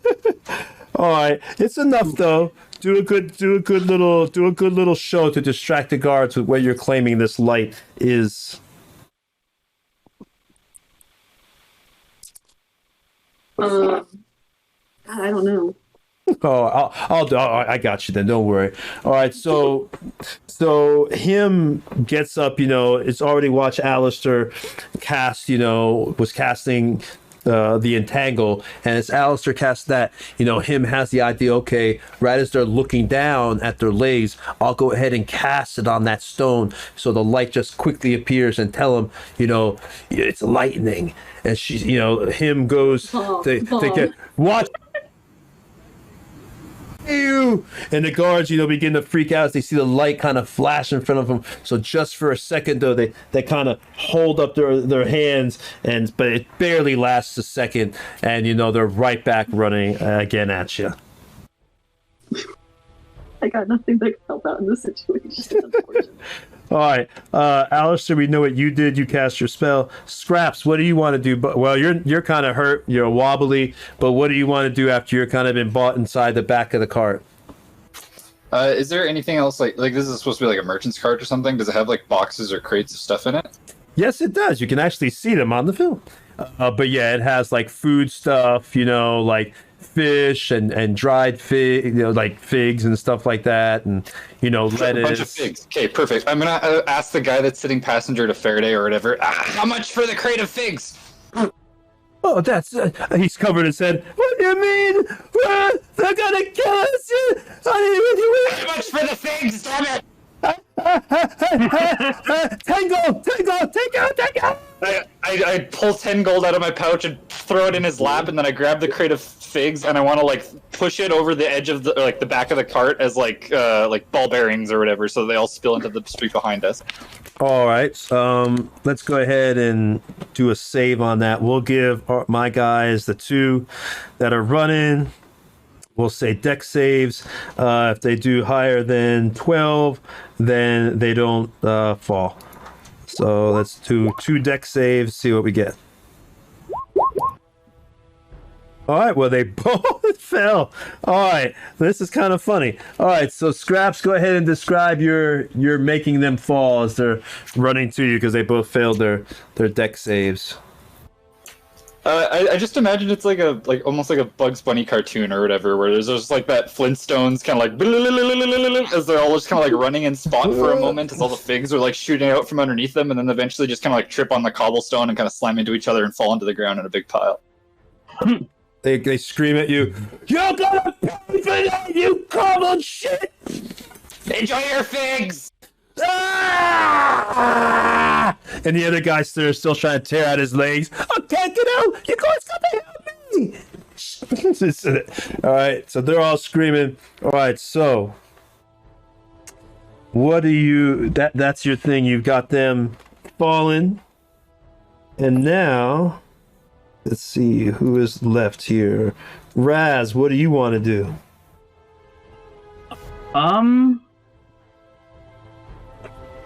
Honestly, them being either entangled or tripped up by the figs, I think we're good. All right, everybody's, and then Alexander, you don't. So we can head to the stables. Yeah. What do you want to do, Alexander? I just want to make sure that the passenger is now calm. How? So, what are you doing? Let's see. Is he still just screaming while we're riding, or is he just, or is he kind of cooling himself down now that the guards aren't chasing us? He's peed himself. Look at me! I soiled myself. I can't believe this. Oh my God! Together, man. Sir. You were just supposed to get in the back of the car, and I was going to drive you to the stables. You're going to get a lot of gold if you shut up. Faraday will purposefully snap the whip really, really loud. Don't hurt me. Don't hurt Matilda and lovely ladies. Don't hurt them. They don't do nothing wrong. Me horses are good. Sir, we're going to give you gold. When we get to the stables, we're going to get our horses in a wagon, and we're going to be gone. All right, so just chill out. You're going to cause a disturbance. You're going to make more guards come after us if you keep this up. Cause a disturbance. You just attacked the guards with the dagger and then made them slip on me figs. How am I causing a disturbance? We paid for those. I paid you for those figs. That's true. You did pay for them. You ain't no thieves. I'll give you that. I'll give you that. Yeah, so calm down. Let's just get to the stables, and you won't have to see us, at least for a good while. Mm-hmm. But there's going to be more guards. They know me cart. What am I going to do? God, this man is We are incessant. moving forward. I don't think that those 3 guards can send information from their location faster than we can when we're on a cart. Okay, okay, Besides okay. which- Okay, besides fine. which- Go to the stables. Fine, let's go. I just want my cart to go home. Yes, you'll go home and you'll get gold you'll and get more to go money. home. So just calm down. Besides which, from their And if perspective, any guards- we hijacked your cart. We don't know that you were involved. That's right. You stole it. You stole me cart. That's right. Say that after we leave. Not until we leave. Just be quiet. And if any guards give you a hard time, you can just drop to the ground on your hands and knees and beg them for forgiveness because that you are weaker than them. It works every time. Then maybe I should still be driving the cart. Might look strange if you're driving. I'm sitting here. He's got a solid No. point, Faraday. No, it's fine. It's fine. You When we don't. get to the stables, we'll toss you out to make it look good. Only merchants supposed to be on the road right now. If they see only all driving, they're gonna stop us. Faraday, it's time to cool it and let the driver drive. As long as it's fast. We're moving from high-speed chase to incognito mode. I reluctantly hand over the reins. I am this is a very unnatural act for me. You did a great job, Faraday. It was amazing. I've never seen horses tamed so well. Sense a bit of condescension in your voice, sir. No. I am doing this because it is in my best interest. And I'm going to hand over the reins to the driver. But I'm still going to stay in the driver's seat. So he's going to be driving from the passenger side. So you're gonna stay? You're gonna hang up there with them? Yeah, I'm staying in the driver's seat. Can we hide in the cart? Like, are there blankets and stuff like that we're supposed Yeah, to there is. That's what I'm saying. There's a whole bunch of blankets that y'all can get under, so you look like just goods in the cart. I'm going to hide in the empty crate of figs. I look to Razanor and I say, maybe we should grab him and put him in a barrel or something. Maybe. Faraday, And there was scraps. Faraday, Yes, get Bramble back here and hide. Very well. And I'll just awkwardly climb over the driver. Well, no one's seen Faraday or Bramblebeard yet. You guys can be out. It's okay. Well, they saw us now, though. Oh, right. Yeah, that's a good point. That's a good point. And they might not know them as merchants, so... Yeah. Faraday does not look like a merchant. No. Well, hiding from threats is a national pastime of mine, so I'm cool with it. Smart choice, Mr. Halfling friend. Look at this.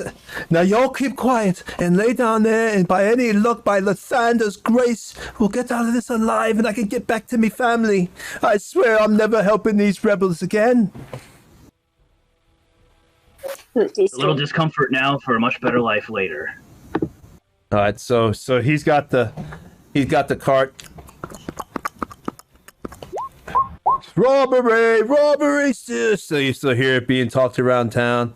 You know, one of the guards. You know, they start looking at him as he's going by, but everything's all right because just a merchant on me way. Just a merchant on me way. So as we start getting a little bit closer to the gate where it's showtime, I want to reach out of the cart and I want to cast heroism on the driver guy. Like towards, I mean, the gate of the stables or the gate of the town? Or there's no gate. Like the gate of the town and where the stables are, kind of like where we're gonna have to do like the talking with the guards. Kind of, I'm gonna cast heroism on him so he kind of steals his resolve and his nerve. It actually just equates out to like it's a little kind of concoction, and he just gives him like a little shot of something, and it just kind of calms him down and makes him, a little bit more level-headed. So you cast that on him now. All right. So he's right. You're right there. So you cast your heroism. I feel, it's funny. Normally, I only feel brave when I have me flask here. This is me liquid courage, but tonight I feel a little bit stronger. And I don't care about this damn guards. I'm tired of being pushed around. It's time somebody took a stand in this town. No. Not like that. Too much. No, wait. Dial it back. Yeah. It's time that we stood up. And these just don't be so nervous. Just don't be so nervous. No revolting or anything. Just don't be so freaking nervous. Listen, the way you take a stand right now is by being quiet and by helping us get out of town so that we can strike back at them even harder later on. Yeah, all right. So he can't be frightened, and he gains 4 temporary HP at the start of each of my turn. All right. So y'all roll up to the stables. Now, lucky for you, the stables, there's only one guard outside the stables, and the Jack the driver, he's not holding his hands on his head, he's kind of swankering. Hello, Mr. Guardman. Got delivery of some hay here for the old horse. Here, let me do something real quick. Adjust something for y'all too, so you can see this. All right. So here in the front of the stables, there's a guard out there. And now I got deliver some hay for the horse here for the stable. Man, and the guard looks at him. Been a lot of trouble in the town. Might need to check your cart here. Make sure there ain't no problems. All right, do you want to do anything as he says that? Tony, we were expected to get to the stables, though, right? Yes. So, okay. You were told to go there. There'd be some horses waiting for you. You have horses, but he kind of looks at the cart. Do y'all want to do anything as he says he wants to check for the cart? Check the cart. Just curious. I'll just hold my crossbow at the ready. All right. Look to everyone else nervously. All right. I'll just pull out the Elvish Dagger, just keeping it at my side and ready. All right, so he starts. Raznor kind of Good. Sorry. Raznor just kind of like pops Olar from its sheath, just getting it ready to be drawn. All right. What does Bramblebeard want to do? Bramblebeard is going to change into kind of a use his wild shape and change into like a big, shaggy, mastiff kind of dog, like just a big farm dog, and come out from underneath the cover he was. So the second the guard comes around to like check it, he's gonna be all like right in the face. Awesome. Great thinking, man. Go ahead, because it's a dog with advantage. Give me intimidation more than it's a dog, so naturally intimidating more than 8. You can't 8 or more. If you can't beat that, then your dog is the wimpiest looking mastiff I've ever seen. Yeah, Terrier. That's you're dooming me to fail with that description right there. The D&D gods are listening, and they shall be cruel. Hey! So they were not cruel. You're not a Pomeranian. So I'm gonna let me check this card. Let me check, and at that moment, get your dog! And the Jack, the driver, since he had the heroism on him, he's not scared. He kind of thinks really quick. You see his eyes wide, but then he wryly kind of closed, like smiles. Be careful! That's just my pet dog, Lucia. I'd be careful of her. She's not the friendliest thing, and she protects all our goods. All right. I don't want to bit a goddamn mutt. Fine. Go. Deliver your damn. You go. Pull around back and deliver your hay. And don't let me hear, and don't let her shit anywhere around me place here, because I ain't cleaning it up. You hear me? Yeah, I got you. No problem, no problem. Fine here. Jack's the name, and Hay's my name. I'll be right back. All right. So he takes the cart around back. Bump, bump, bump, bump, bump, bump, bump. And, he's around back now, and all y'all are safe to get your horses and get the F out of Dodge. All right. Each one of you, though, real quick, each one of you has to give me animal handling, and you have to get 10 or above, where if you roll 10 or if you roll below a 10, you ride like crap, and you're riding your horse backwards, and you get saddle sores. Really quickly, is there a stable master there, like with the horses? Like, nope, it's just that basically just the empty stables. There's just somebody guarding it outside, and there's just the horses inside. I'm not getting on that thing. I'm kidding me. Oh, what's the name of the driver for the dude that Jack drove it? Jack. I'll be seeing y'all now that me job is done. It was Jack. Yes. How much for the horses in the cart? You want me horses in my car? Yes, everything right now. What? How much? Price? 200 gold. 200, because it's for me farm. This is how I make me living. All right, here's 200 gold. All right. And he jumps off. He's like, my God, my wife is going to be ecstatic when she sees this. We'll be able to buy more horses than we ever dreamed. We could buy a new plot of land. You know what? This has been the adventure of my life. I'll never forget what happened this night. Wait till I tell all my friends I'm a real adventurer and a hero now. And he walks off into the night. Yeah! Tally ho! He's going to die. I look at Scraps and I say, get in the back of the cart. Deal. Thank you so much. So what about your horses, though? I mean, we got 2 extra horses now. I think everyone else is still riding a horse. Scraps is foregoing his horse, and he's just gonna get in the back of the cart instead. Him. What about you? Well, I rolled a 4. Yeah. So you're kind of just like crawling up on the horse. I've never ridden a horse that much before. So, all right. So Alistair, he passed. So he's quickly up there on his horse. Malkavia is able to do his horse. Faraday's able to do his horse. Scraps decided to get in the back of the cart. And what is Raz doing? Raz will try to be riding a horse as well. Roll it up. Animal handling. Hell yeah.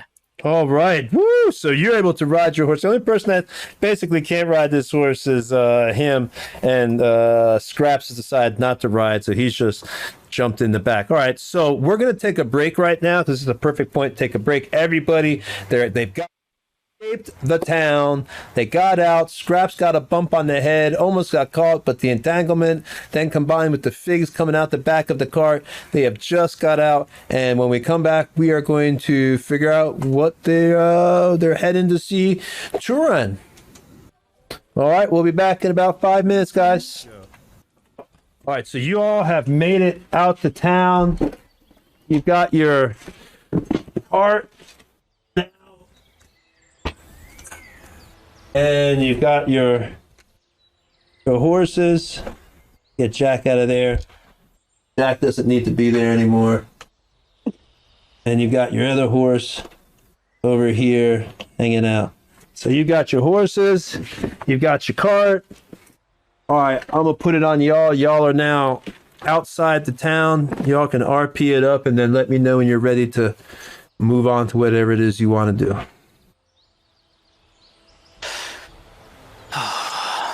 So tired. Can we sleep? Scraps, before you sleep, here, I wanted to, I figured you might be able to use these, and I hand over my old rapier and my old crossbow. I think you could probably use this for pots. That is a wonderful idea, and I would be glad to. Alright, so I do that. Rapier and just like a regular hand crossbow? Or a light crossbow. Light crossbow, okay. Yeah, and a rapier. So I give you those. Where did all of you hear about this alchemist? Town crier. Yes, the town crier mentioned that he was in the area. And why are we going to them? Because they are a very skilled alchemist, and they might be able to create a cure for whatever blights this town.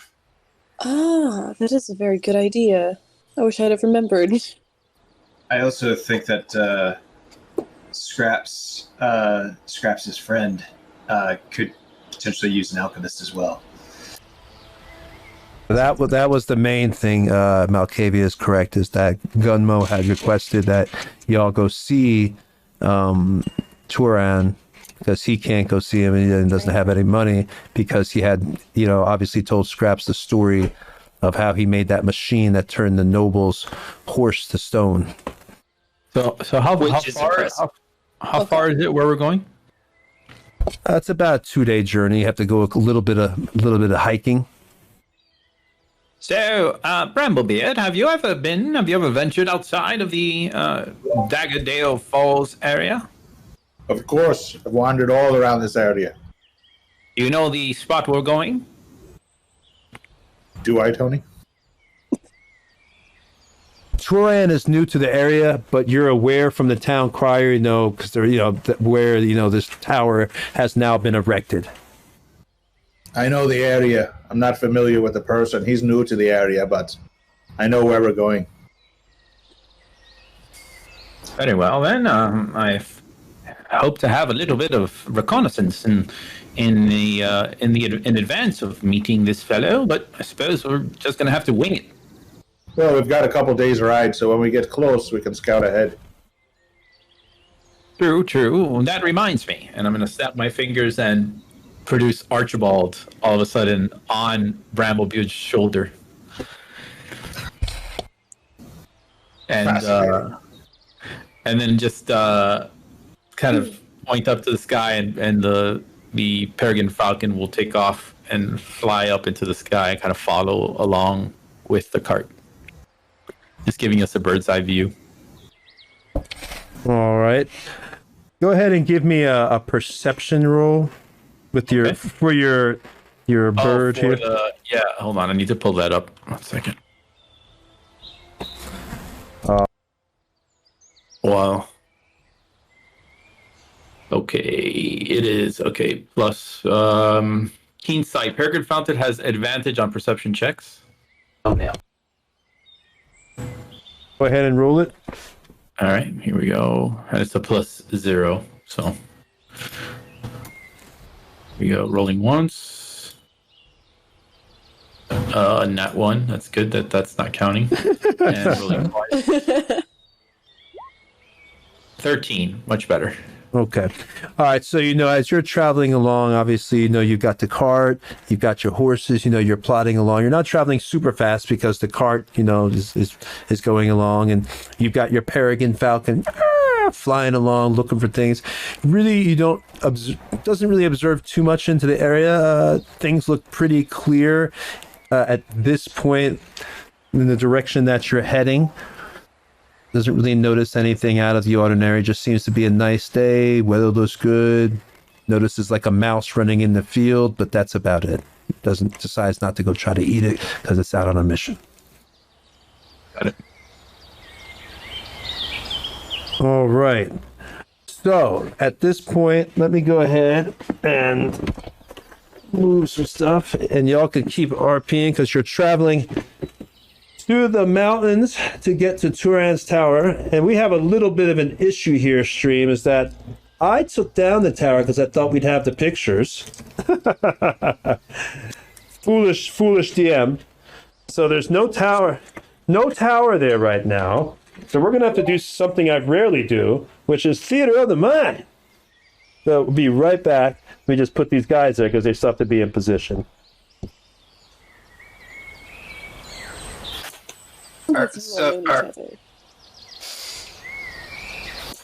Sorry. How long have you all known each other? Oh, it's been what has it been, like a week 2 weeks. 2 Not weeks? not horribly long. Y'all seem Yes, a couple of weeks. quite friendly. It's been a long couple of weeks. It very much has. We've done a lot together. I feel like we've been quarantined this entire time.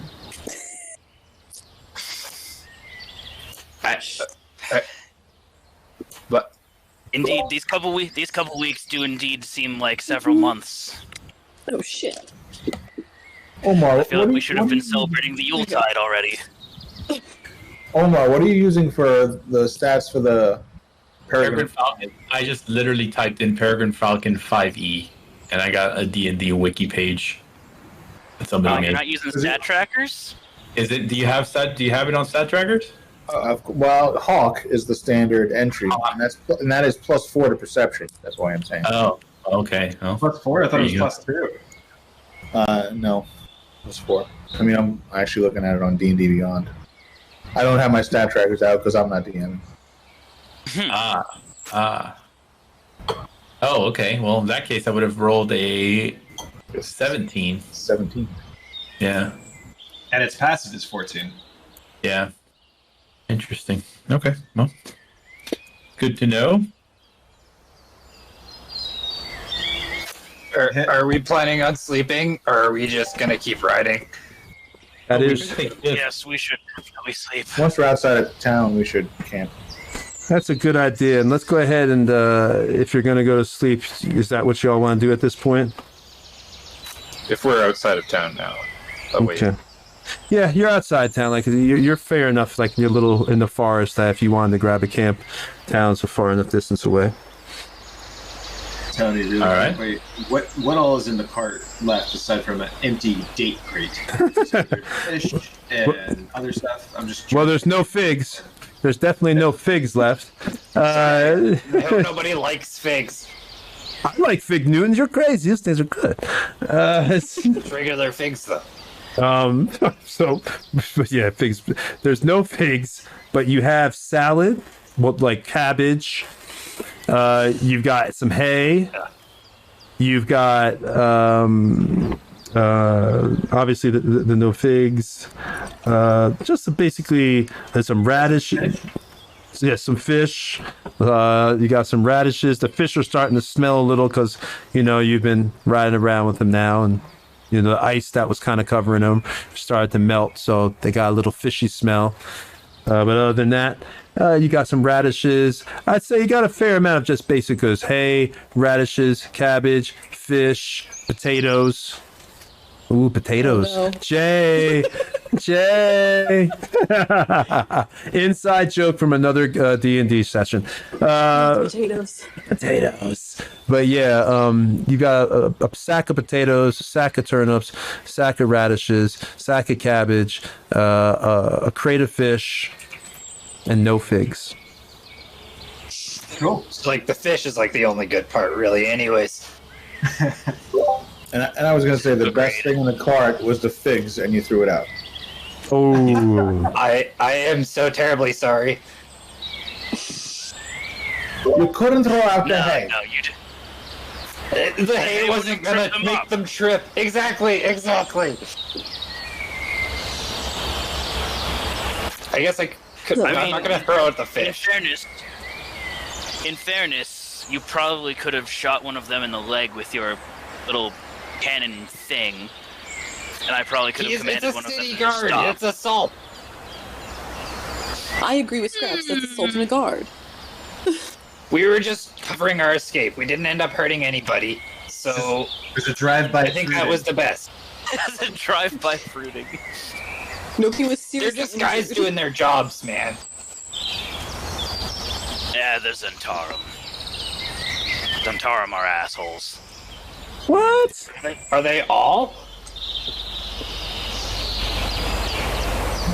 Yes. Zentarum has a reputation of doing absolutely anything for the right pay. No, I mean, are all of the guards Zentarum, or just some of them? Yes, all of them. They're all on the Zentarum payroll. Oh. They're still just people. I think overall the city's basically run by the Zentarum, and they don't really have a choice. Exactly. That includes the guards. They just answer to the higher power. Exactly. They probably worked for the other guy before, Randall. You know, like that. I'm sure it's just whoever gives them money. Yeah. They don't choose, they're their bosses. Their boss chooses them. Exactly. But Well, clearly that's not true for all of them. Not all of them, but you don't know. if I can avoid killing someone, I will. People have thought really bad of kobolds over the years, and I don't want to make that impression.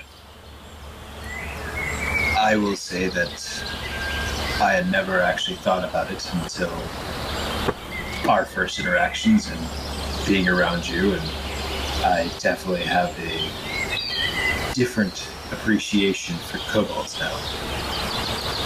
Thank you. That makes me appreciate you a lot. Thank you. Yeah, Scraps. He starts to get like all teary-eyed. I must say, Scraps, you've made me rethink things.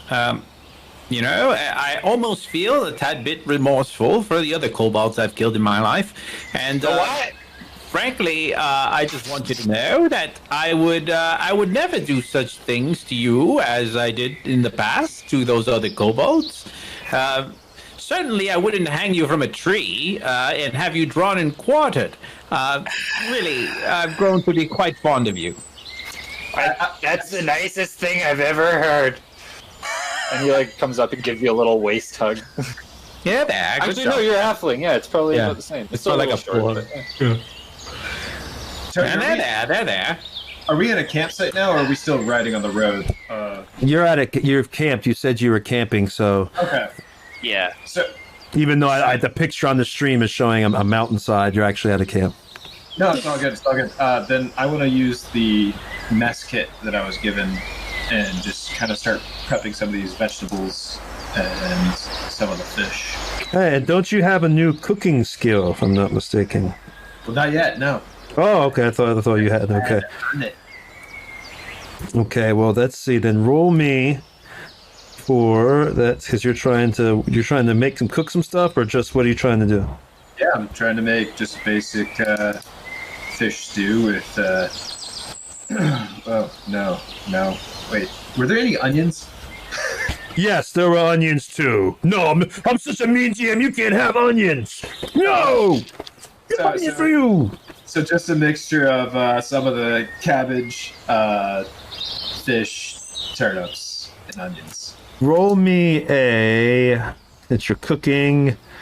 Ooh, let's make that. Because you're cooking natural. Let's make it a nature check, just the hell of it, because you're cooking today. Cooking some natural. Or survival. I'm sorry. Let's do survival. And roll me a 14 or higher, and your food tastes really good. Anything less, and man, you cook doo-doo. Nice. Ooh, my man could turn that stuff into filet mignon. Damn. Describe your awesome ass meal to your party. I almost want to say, like, it almost goes anime-esque, where it's like all of a sudden he pulls off the lid and just lets this waft of smell that just like almost sends everybody into just Oh, but what is that delicious aroma? So they all kind of like float through the air, like. It's just a simple home fish stew with steamed and, well, actually more of just stewed onions, vegetables, everything else, and the fish gives it that nice brothy, briny taste. Pretty. Where did you learn to cook so well?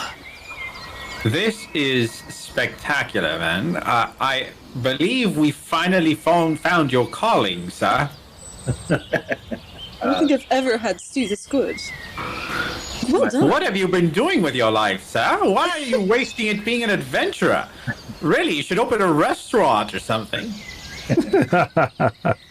You flatter me. No, elves. This cooking is much better than your fighting. So that's a bit too far. You know what, Faraday? I actually agree with him. You know what? You guys make a solid point. Brings me to my next topic, actually. I've been meaning to take that improvement off of Bramblebeard's armor, because he doesn't use it when he turns into an animal anyway, so it's just a big old waste. So I can give it to somebody else. I can put it on like one of your weapons or something, or I can put it on like your magic, whatever you use to cast spells. I don't know how you guys do it.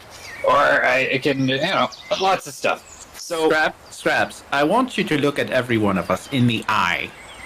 Okay? And I want you to search deep inside of your soul, man. I want you to concentrate on your affections, sir. Which one of us deserves your help, sir? Alcavia.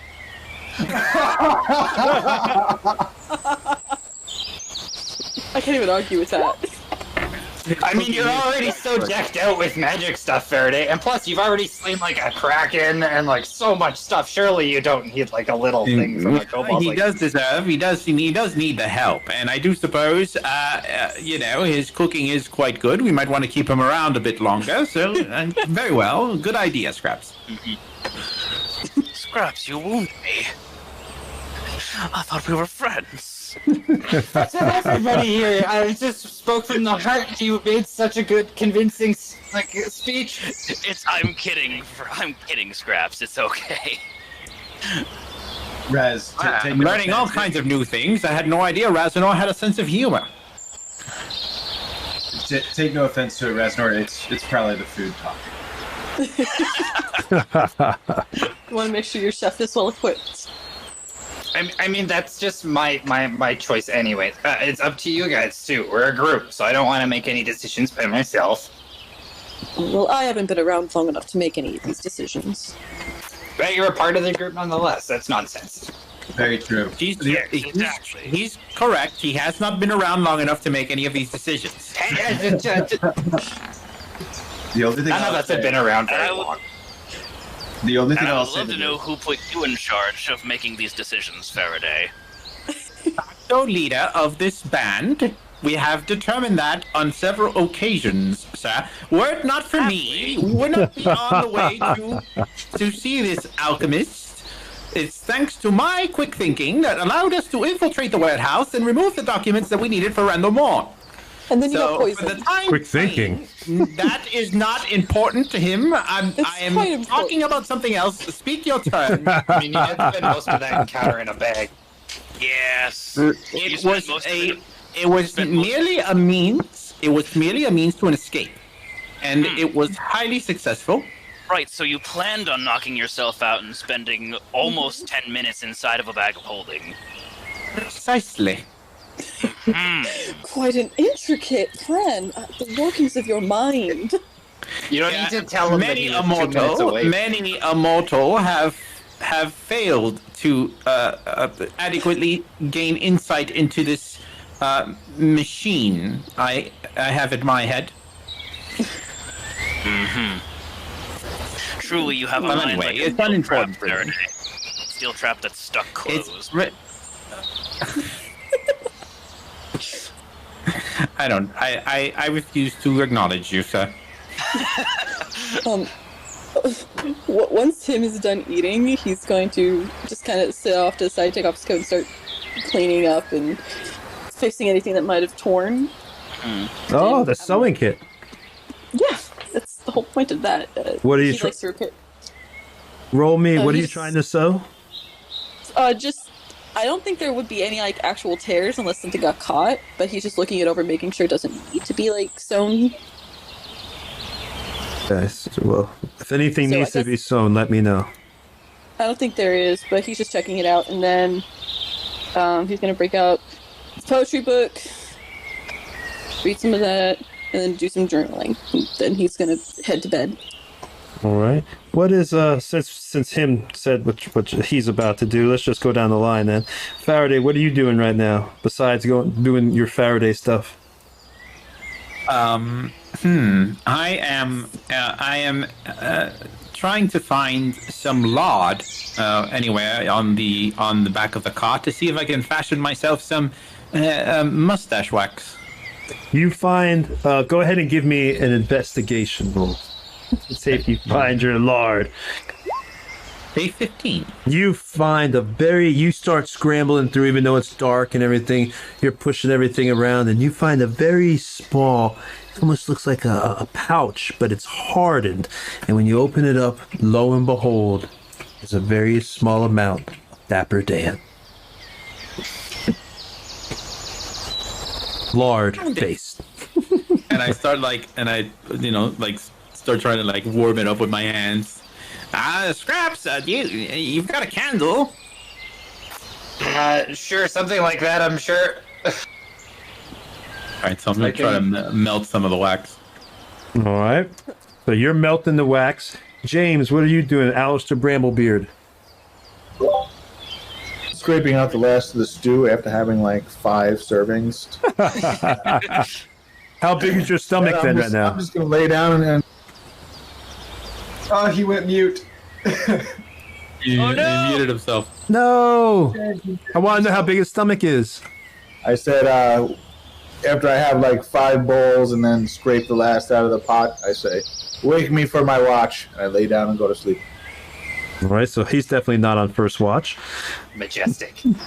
All right, next is Scraps. What are you doing right now? I am...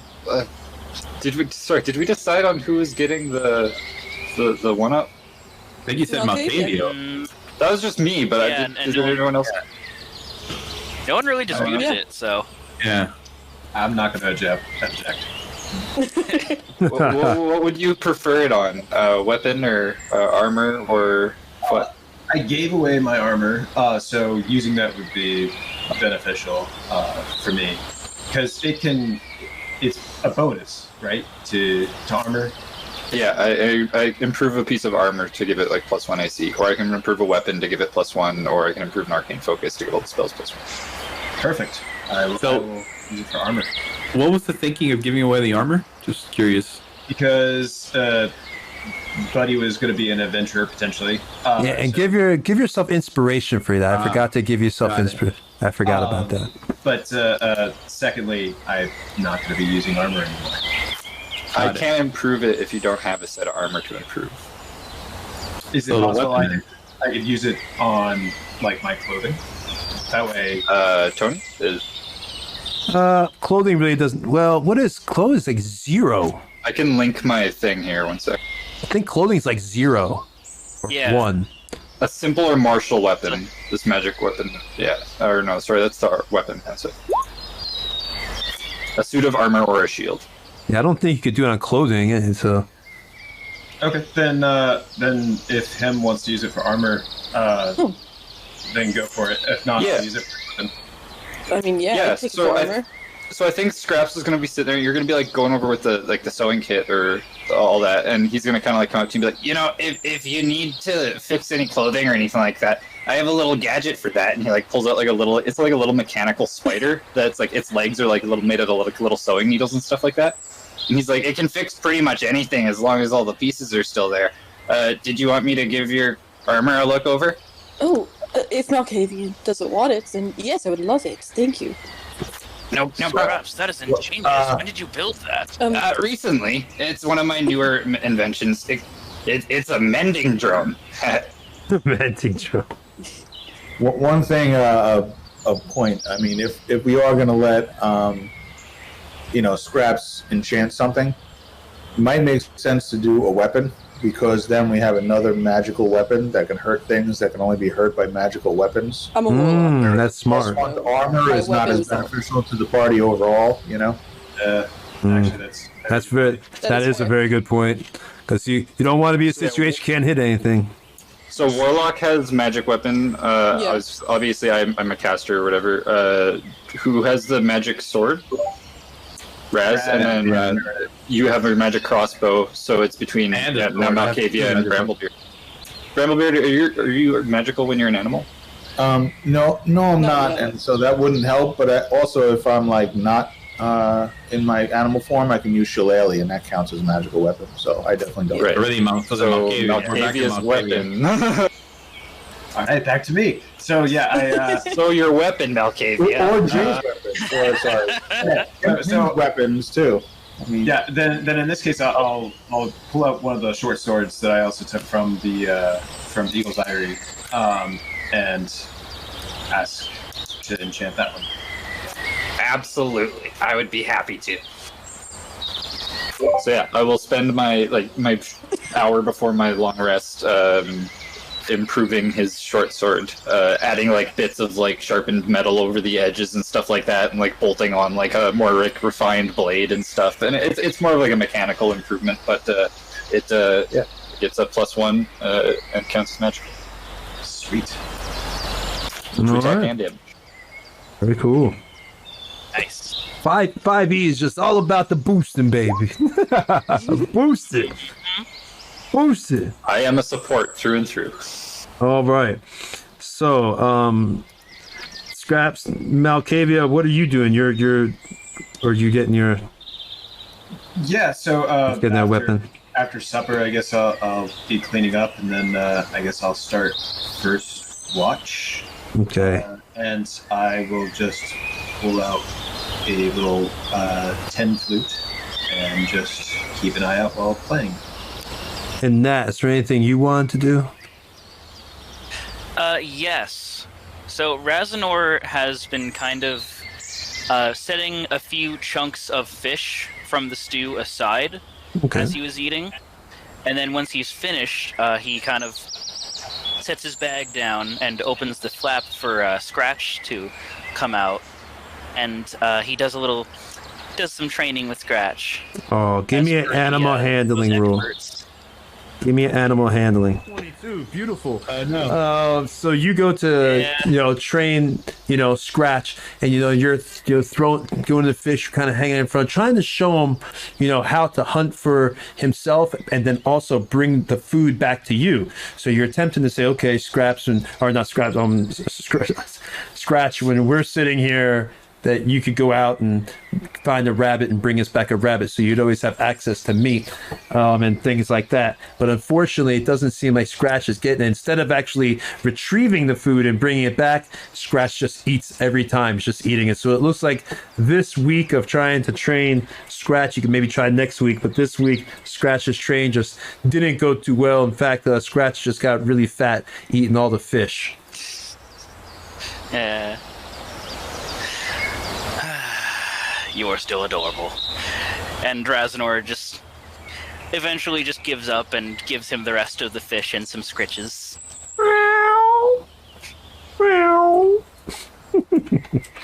All right. So who's doing first watch? Malkavia. Yeah. And anybody else joining, or? Sure, Razanor will join you. Oh, okay. I was going to say I could join him because I'd technically be improving the weapon thing, so I'd be there with him. Oh, good. That's smart. Okay. Who's carrying Olar again? Razanor. Right. Okay. All right. Razanor. Before Faraday goes to sleep, he will pull out the coronator and line it up next to Olar. And just look. What about the subjugator? What about subjugator, man? The subjugator is here. Don't worry about the subjugator. The coronator, he will take the coronator and compare it to the Olar. Of course. Just look to see which one is longer. Oh no, we're not going there at this stream. We're an adult stream, but I don't know if we're that adult. I don't want any more condom commercials before the stream. For weeks, all it was like, do you like Trojans? Yes, buy some Trojans. Now watch Tony's stream after you've thought about condoms. Nothing says successful stream like condom commercials right before it. Yes. That's where you're getting your. That's true, Trojan. If you're out there and you want to give me money, I'm all down with it, baby. We can put a Trojan horse in every episode. We will. Every tree on this board will be a fucking rubber tree. We just need to give the monsters the anime treatment. No. No, God. No. All right, so let's get back before we degrade into total chaos and debauchery, hence the name Nerdbauchery. So you the first watch goes good, but Raz. Now this is something. This hurts, but I'm gonna be doing it to both streams. So, who's carrying Olar? Raz is carrying Olar. Correct. All right, Raz. All right. You begin to have a dream. It's a terrible dream. You feel like you're being, trapped in this shimmering light. And I know Malkavia right now, his mouth is dropping like holy shit, because he knows what's coming. You're having this dream of this shimmering light, and you feel like it's closing all around you, and the dream is horrifying. You feel like your life is being pulled out of you. It's so visceral. It's the realest dream you've ever had. You can't breathe. You're sweating profusely. It's terrible. Go ahead and give me a wisdom roll, and you got to be at a 14 or higher. Is this a check or a save? It's a save. Come on, you better make it, homie. This is for all the marble. Oh my god. Oh no, Malkavia knows too. Malkavia knows. I honestly don't know. Well, you have the module. I have the module, but I chose not to. Oh, okay. Well, good. All the much better then. You'll be surprised. All right. So you're having this dream that you try to pull yourself out, but you can't, and it's just pulling you. And now it's burning. You feel this burning in your arms, down to your very core of your soul itself. You have this one chance now, and you begin it. It looks like a net. A net is actually drawing around you, and it's a magical net, and you can see it in your dreams, and you're pushing on it, and you can't seem to get out. I need you to give me another roll, and this is an attack roll. You got to attack it with a 14 or higher. Go ahead. This is your last roll. You got to get this 14 net, or you're never going to talk to me again. I already know. Oh boy. Come on, man. So I am attacking in the dream. Instead of attacking with my claws, can I use my fire breath to burn a hole through the net? No, it's an unmodified. I'll tell you exactly what it is. I'll read it to you. Hold on. You're allowed a single attempt as the net is drawn. The victim can make one unmodified attack roll against the net holder. So, excuse me. So actually what you need to roll, it might be lower than that. Excuse me, because I forgot they're holding it. That one person's holding it. Hold on. This is really serious, stream. This is the most serious roll he's ever had. So, where is my damn... And of course now I'm looking for something, and there it is. Okay.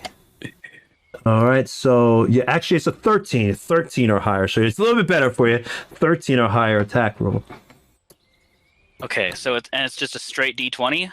Yeah, but what you're seeing is your actually soul has now been pulled out of your body. You're beginning to see your body as you're being pulled away from the campsite. You see everybody else, and now you see it's like way in the distance, past the campsite, past everything, you're beginning to see, your soul sees one of the wood woses, and it's pulling this net in with your soul, one of the actual night dwarves. And you hear it talking, it's common because it's talking to the other dwarves. That one had the sword. Kolderan must have the sword. And he's pulling you in. Now do the attack roll and pray for all holy Jesus that you make this 13. And if you don't, the same thing will happen to the evil team. So it's not just me picking on y'all.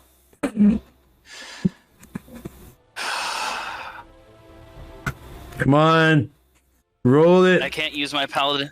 I can't use my divine infusion from being a paladin in any way. Just a D20. It's an unmodified attack roll. Just an attack roll.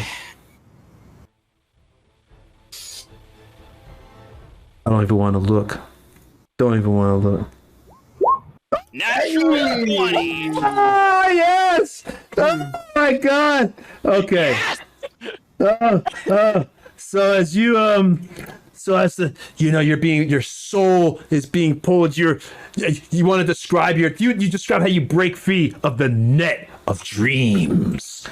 Go ahead, break free. Do you want to describe your breaking free? So, Raznor, his soul is being removed from his body, this net drawing closed around him to draw him out into oblivion, into the nothingness of non-existence. He sees this, and the monsters holding this net, and he hears their words. And divine fury floods through him. Not today! He roars as he grabs hold of the net and tears a massive gaping hole in it, breathing white fire as he goes. Nice. All right. The net is you are free, and you snap up awake, and it's quickly coming away from you. You can't obviously remember if it's like a dream. That's how dreams are. But what you do remember is a very vivid episode as a confining nightmare. Like you're just confined, and but you wake up in a snap. Do you want to do anything now you've woken up? Do you want to say anything? So just on instinct, Raznor is bolt upright, Olar in hand, scanning around for targets.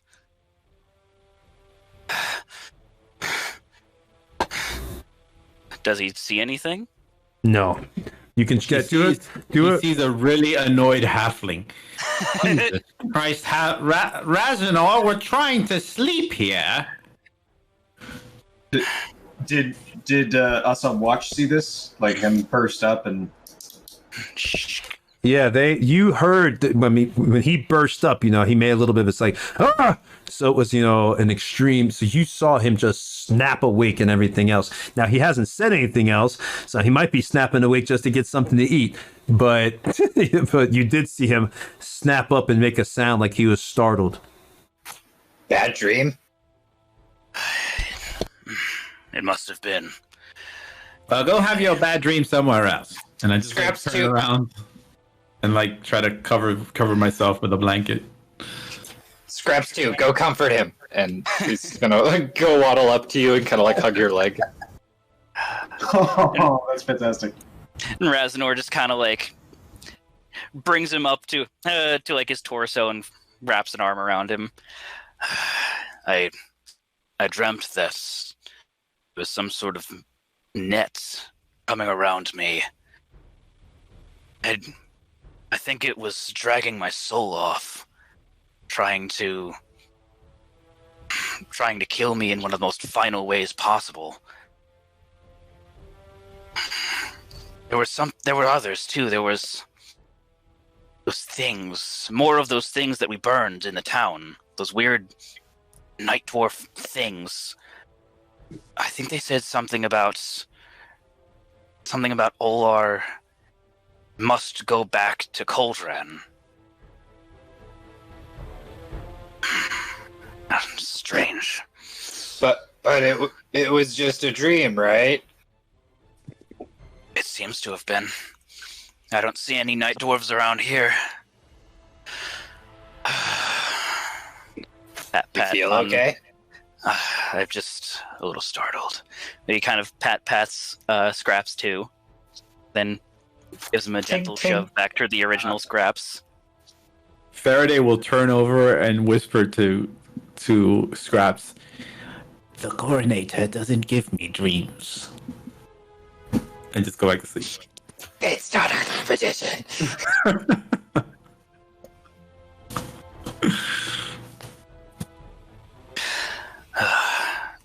I guess just maybe don't sleep with it.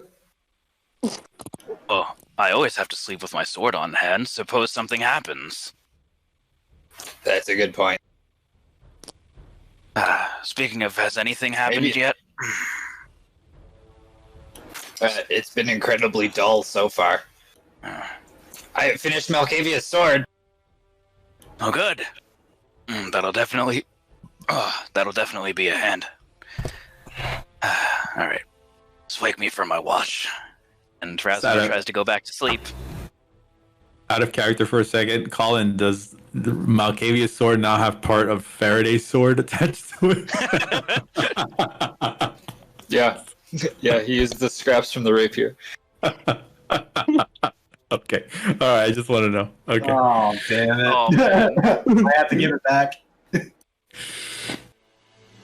I mean, it's like 25% Faraday's rapier and like 75%, or well, like 70% random other crap, and then like 5% just this one little like random magical crystal that powers most of the like the blade. It's just a bunch of really sharp, jagged pieces of scrap with like the tiny little rod from the rapier duct taped around it. It's a majestic weapon. Weapon. It'll serve you well. Still. Yep. Mm-hmm. Malkavia just looks over to Scraps and just looks at the blade. And He just gives you a thumbs up. he just kind of eyes it. He's just like, that'll work. All right, perfect. Thank you so I much. promise it functions better than it looks. I absolutely believe it will. Thank you. Who has next watch? I think maybe we should let Raz sleep a little bit more. I don't mind. Okay. I'll tap Bramblebeard foot with my foot, kind of to stir him up, and hand him like a nice hot potato. Be like, "Your turn." All right. And then Malkavia looks back to Scraps really quickly and says, "Do you think we could put all that food in the vat?" Absolutely. Fantastic. It'll give us more room in the cart too. I wake up him and kind of tap him. You're on with me. All right. We'll just sit up, put his coat on, and just watch. Keep a careful eye on Raz. He's been having some bad Why? dreams. He's been having bad dreams. Seems that way, at least.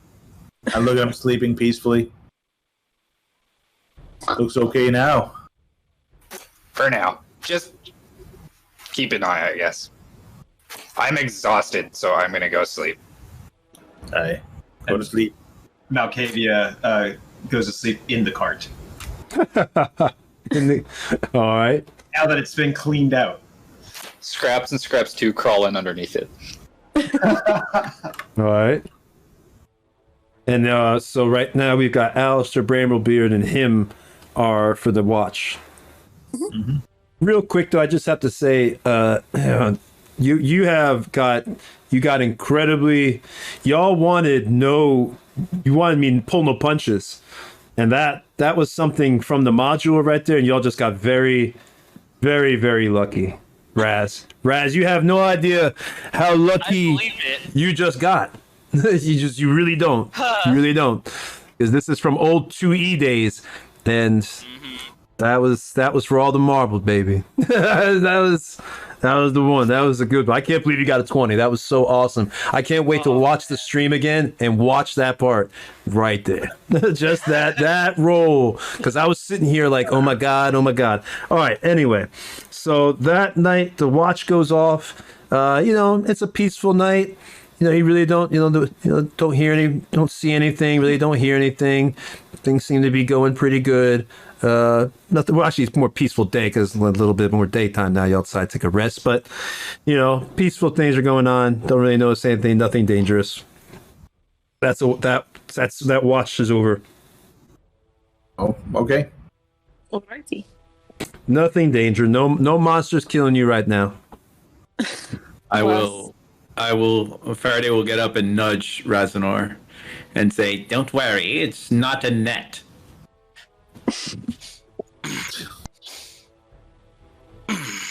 Good. Next person I see that comes after me with a net, he'll be able to fit through the holes. Pretty good. That sounds delightful. Anyway, I guess it's Terrifying. time for our watch. Indeed. And Raznor gets up, cracks his neck.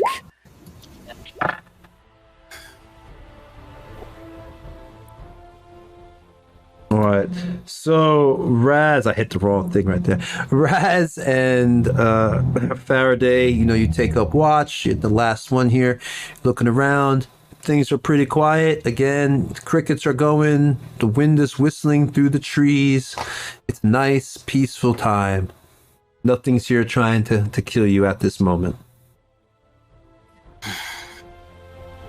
Razanar, something I've been meaning to ask you. This dream that you had, would you say it was like other dreams you've had in the past, or was there something different about it?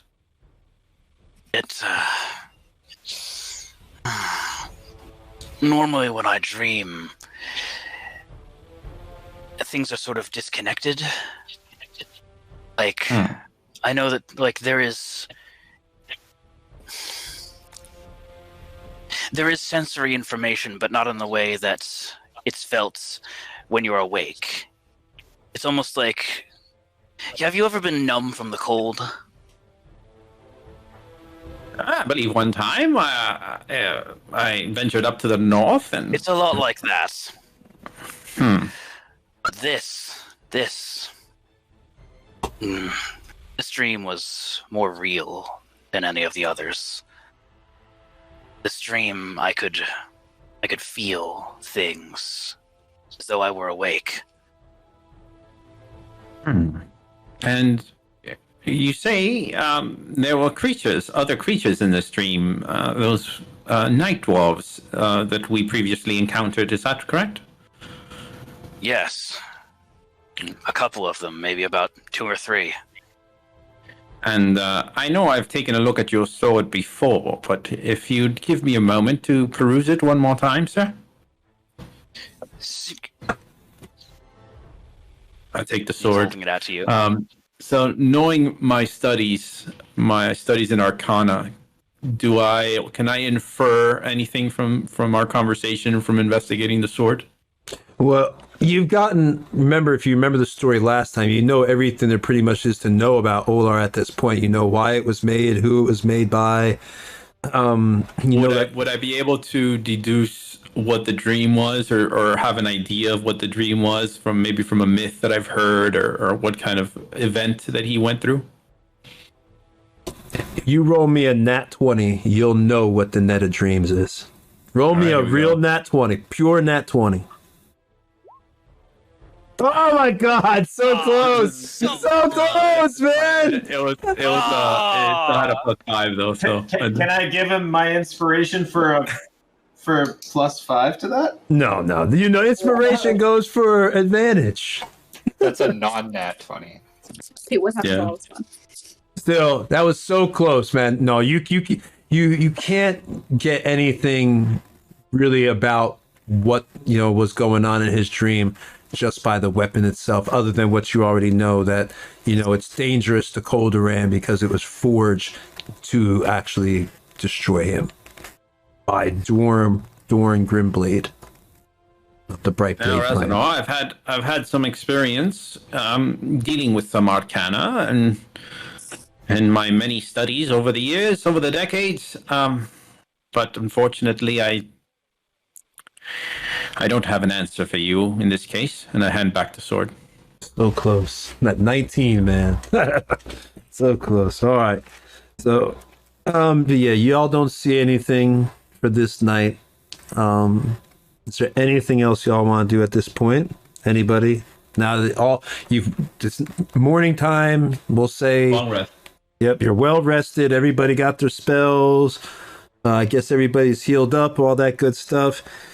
And now you are basically, we're going to say, jump ahead in time here, that you traveled, and you're now kind of at the base of this mountain, or it's a tall hill, basically, large hill, mountainous hill, that you see now on twitch as we're heading up the mountain here.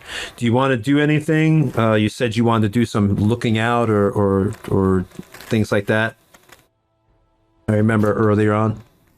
I'd like to start throwing all the extra food in the bed of holding. Okay. Yeah. Oh, yeah. Go ahead and do your RPing when you wake up then, and we'll do the jump ahead in a second. Or we can do it while we're here. It doesn't really matter when. Just at some point, even during the journey, I'm sitting in the back of the cart anyways. So all right, sounds good. I can be throwing it in the back. All right, perfect. So you've been working on throwing that. You've got all the foods. Or anything anyone else is doing during the journey? Let's go through everybody. I'll ask real quick. Faraday, are you doing anything? Other than, adjusting my mustache in the reflection of my blade. That's it. All right, him, are you doing anything? Not especially, just figuring out how to ride a horse. Oh, that's right. You're still riding kind of backwards, getting your saddle sores. Roll me since you're getting saddle sores, roll me a Constitution 10 or higher, and you have no saddle sores, 9 or lower, and you got to roll attack at disadvantage because your butt hurts. A save? Yeah, con save. Don't do 9 You're or. supposed to be facing the other way. Right. Oh, nice. Oh, nice. So you got a nice 20.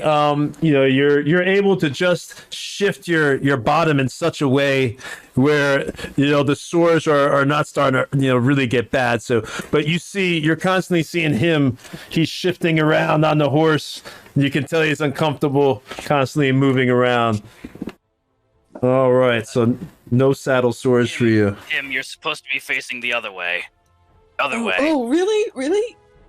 Oh, Yes. I've never ridden a horse before. I'm sorry. Well, we all must start somewhere, I suppose. All I right, appreciate the thought. Bramblebeard, what do you want to do? Is there anything you're doing during the journey? I guess I'll kind of take it upon myself to care for the animals during the journey, since I can actually talk to them and have a high animal handling. And Yeah, go ahead and I'll water the horses and feed them the hay and all of that. go ahead and give me an animal handling roll. Ooh, the animals seem to be particularly, happy isn't the word, but very pleased and calm with the way you're treating them and everything else. They're not going off the path. They're listening pretty much perfectly. You could tell that if you needed them to keep going a little bit extra hard, they could. So we'll say from this point on, at least for the next few hours, or if something happened with the horses, that they'd be able to get a little bit faster than they normally would be able to go if you're trying to get away or something like that. Okay. Great. Roll. Yeah, I'm caring for them just out of pure concern for the animals, not necessarily out of concern for our journey. Well, they're just really healthy. They're doing really good with your care. That's all. We'll just say that. So yeah, is there anything that Scraps wants to do? Other than throwing all the food in, I don't know. Just kind of give. I think he's good actually. Okay. Just follow everyone else. And Raz, you're just hanging out from your dream, and you were just talking before. Was there anything you want to do? Not especially. Just before everyone gets up and leaves, Raz does just a sort of shortened version of his morning devotionals, because gotta get up and go.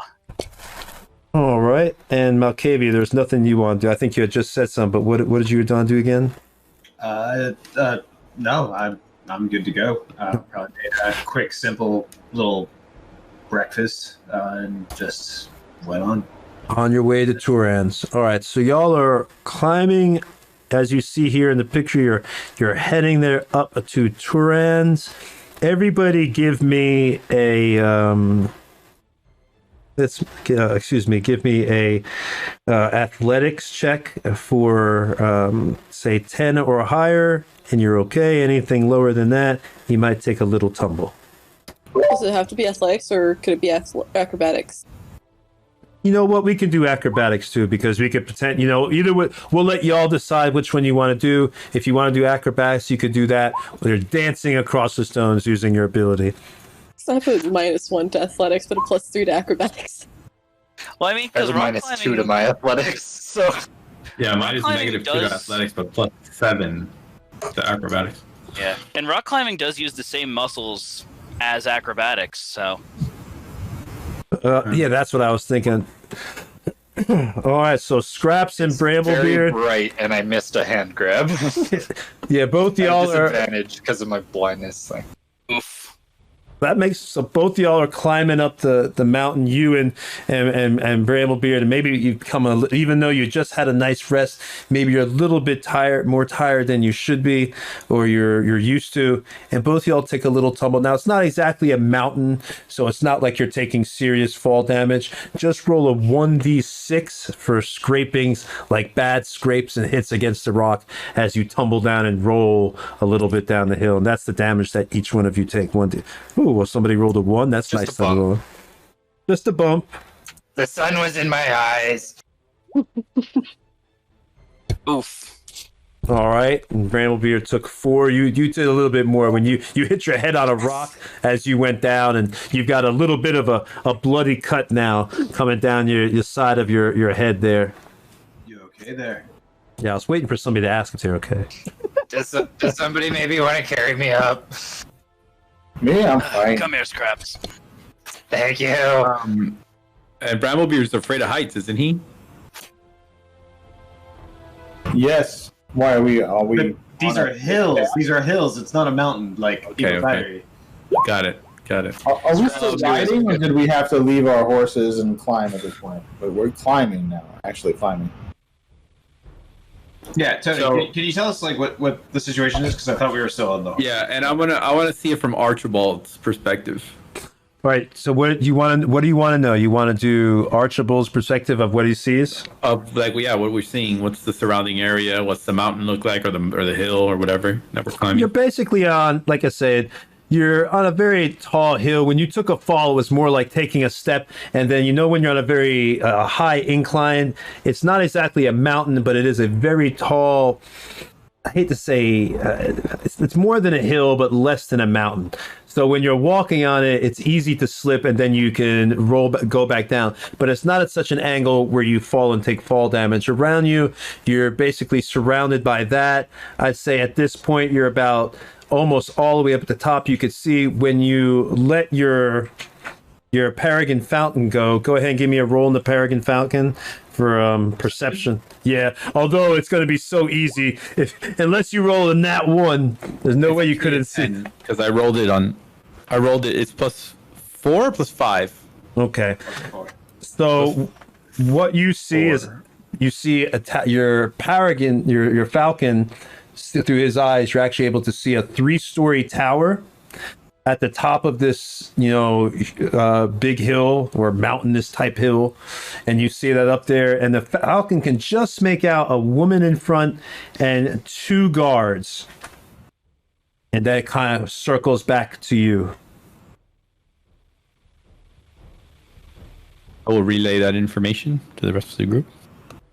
Now, the image you see on the screen right now isn't like you're not actually there yet, but so imagine like you're very close, but you're not there yet. They can't see you, obviously, at the tower from the picture you see right now.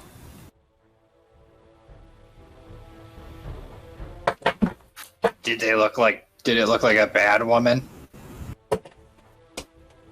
Did it? A bad woman? I don't know if you'd be able to determine that just by looking. I guess I don't think your Paragon Falcon can do insight checks, I believe, either. Well, then we should go and talk to them.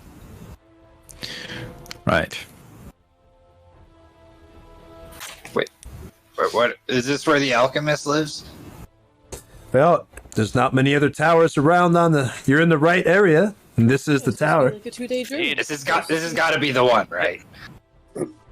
Let's go introduce ourselves. So- Raznor will start approaching. Well, hello, Oh, dearie, they call it. What the hell? I didn't mean to start you. Oh, I must look like a fright. And this woman, as she stands up, you see that she has, like, it looks like bugbear fur, but it's combined with mud all over her face. And she's kind of like a heavier set woman. And, and she's wearing, like, as the outfit you can see here, she's got the gray kind of like dress on, the peasant dress. And she's a little bit older. You probably looks to be about in her mid-60s at this point. Oh, my name is Hildebrand Bryberry. I must look like a truly a fright. I had me bugbear mask and I'm melting out here like a yeti. Oh, don't worry. Welcome there. What can I be doing for you, dearies? Oh, you don't need to worry about anything. You look lovely. Oh, this is me bugbear mask. I use it for me beauty treatment. Or again, I'm sweating, so I'm sorry if I got the streaks when I'm done. If I scare you a bit there, sometimes people say I look quite a fright. No, you look fine. I can't wait to see what you look like underneath all that. But, did you really say that? Did you really say that? Whoa, Raz. Whoa. No, underneath the mask. No, now is not the time for your delinquency. I thought you were a paladin. Quite frankly, madam, I am offended on your behalf. Forgive this insolent creature for his forward behavior. I didn't know bad dreams turned you into such a bad dude. Jeez. It's more like. Anyway, we are here on business. We are here on business, though. We would like to speak with Torin. Would you like some tea first? Oh, and she goes, I got me tea right here. Would you like some cream? My mask has a little bit of cream. Oh, it plops into the thing. Oh, we got pseudo cream for you. Here you go. And you're here to see Toran. Let me go get it for you. You drink the tea there, dearie, as I go get with the cream in your tea there, as I go to get and see if I can talk to Toran and if he wants to come talk to you. I be his mother there, just in case I haven't told you. But be right back, dearie. Scraps is gonna try and cast detect magic. You get detect. Okay, go ahead. It's anything within 60 feet, 30, right? 30 foot radius. 30 feet. That's a load of stuff. You get from the sense of the tower. You can't see inside the tower, but just there's a glow emanating from just inside the door of the tower as you cast that. Specifically, her and the tea as well. No, the tea does not, but she has like stuff around her waist that's glowing, but nothing's in the tea. The tea itself is not glowing. It just looks, kind of like nasty because it's got, nasty old bugbear cream in it. So I'll step up beside Raz and be like, I think the tea is safe. I'll be right back, dearies. Oh, don't you stay right here. I'll go get Toran for you. Hold on just a second here. Yes, thank you, ma'am. All the same, I would rather not drink tea with bugbear hair in it. That's fair. Him's trying to hold down his. Can I have it? Sure. Hands. Thanks, that sounds Scraps delicious. Yeah, Scraps will drink it. That sounds great. All right, within a moment, coming down the stairs, or you hear coming out down the stone stairs, clop, clop, clop, clop. Oh, and then you hear from inside, oh, they said they were here to see it. Perhaps they want to purchase some of your potions. Well, then I could you should go to ahead and show them to the apprentice. I do not need to see them myself. Well, they look like a friendly group there, Toran. Why don't you just go talk to them? All right, then, Mother. I'll go see them right now. Let me go see what they have to say. And with that, he walks out, and out comes a door. Is a man, a dark-skinned man with a beard and a little bit of gray in his beard, and he's bald on top, and he's wearing purple robes and a blue cape flowing behind him. Hello, my name is Toran, and welcome to my shop. What is it that I can do for you? And with that, we're actually going to end, because it's 10 o'clock, and next week the party gets to meet Toran. And what happened? Will the party tell them about Gunmo needing to help? Getting to fix the problem with his friend? Will Scraps tell about that? Will they ask about the Dreamfever? Will Turan have any answers? Will they tell about the dream? Who knows? We're going to find out 2 weeks from now to tune in to see what happens with the good team. And that will be on the 13th at 7 p.m. Eastern Standard Time. And I always get that time wrong. I actually got it right tonight. My team, especially Malkavia, constantly lets me know how much I mess up on the schedule all the time. So... you mean Omar does? Yeah, I do it. Omar does it too. I forgot. They both rag on me because I'm all the things I got on my mind. I forget about the time. It's one of those things. So thankfully, 7 p.m. 7 p.m. You heard them. 7 p.m. Eastern Standard Time. Eastern Standard Time. Eastern Standard. And you will see what happens with Turan. Will they be able to secure something to help Gunmo and save his life? What is going on? We've got the guards, plus they still have the warehouse situation. There's a whole lot going on. And of course, the Dreamfever and what the hell happened with that net. There's a whole lot going down. We'll see y'all in 2 weeks. And bye-bye. We are out of here. Please follow us on social media. And if you sub tonight, thank you. And thank you for viewing. Bye-bye. Bye-bye. So far, this is going great.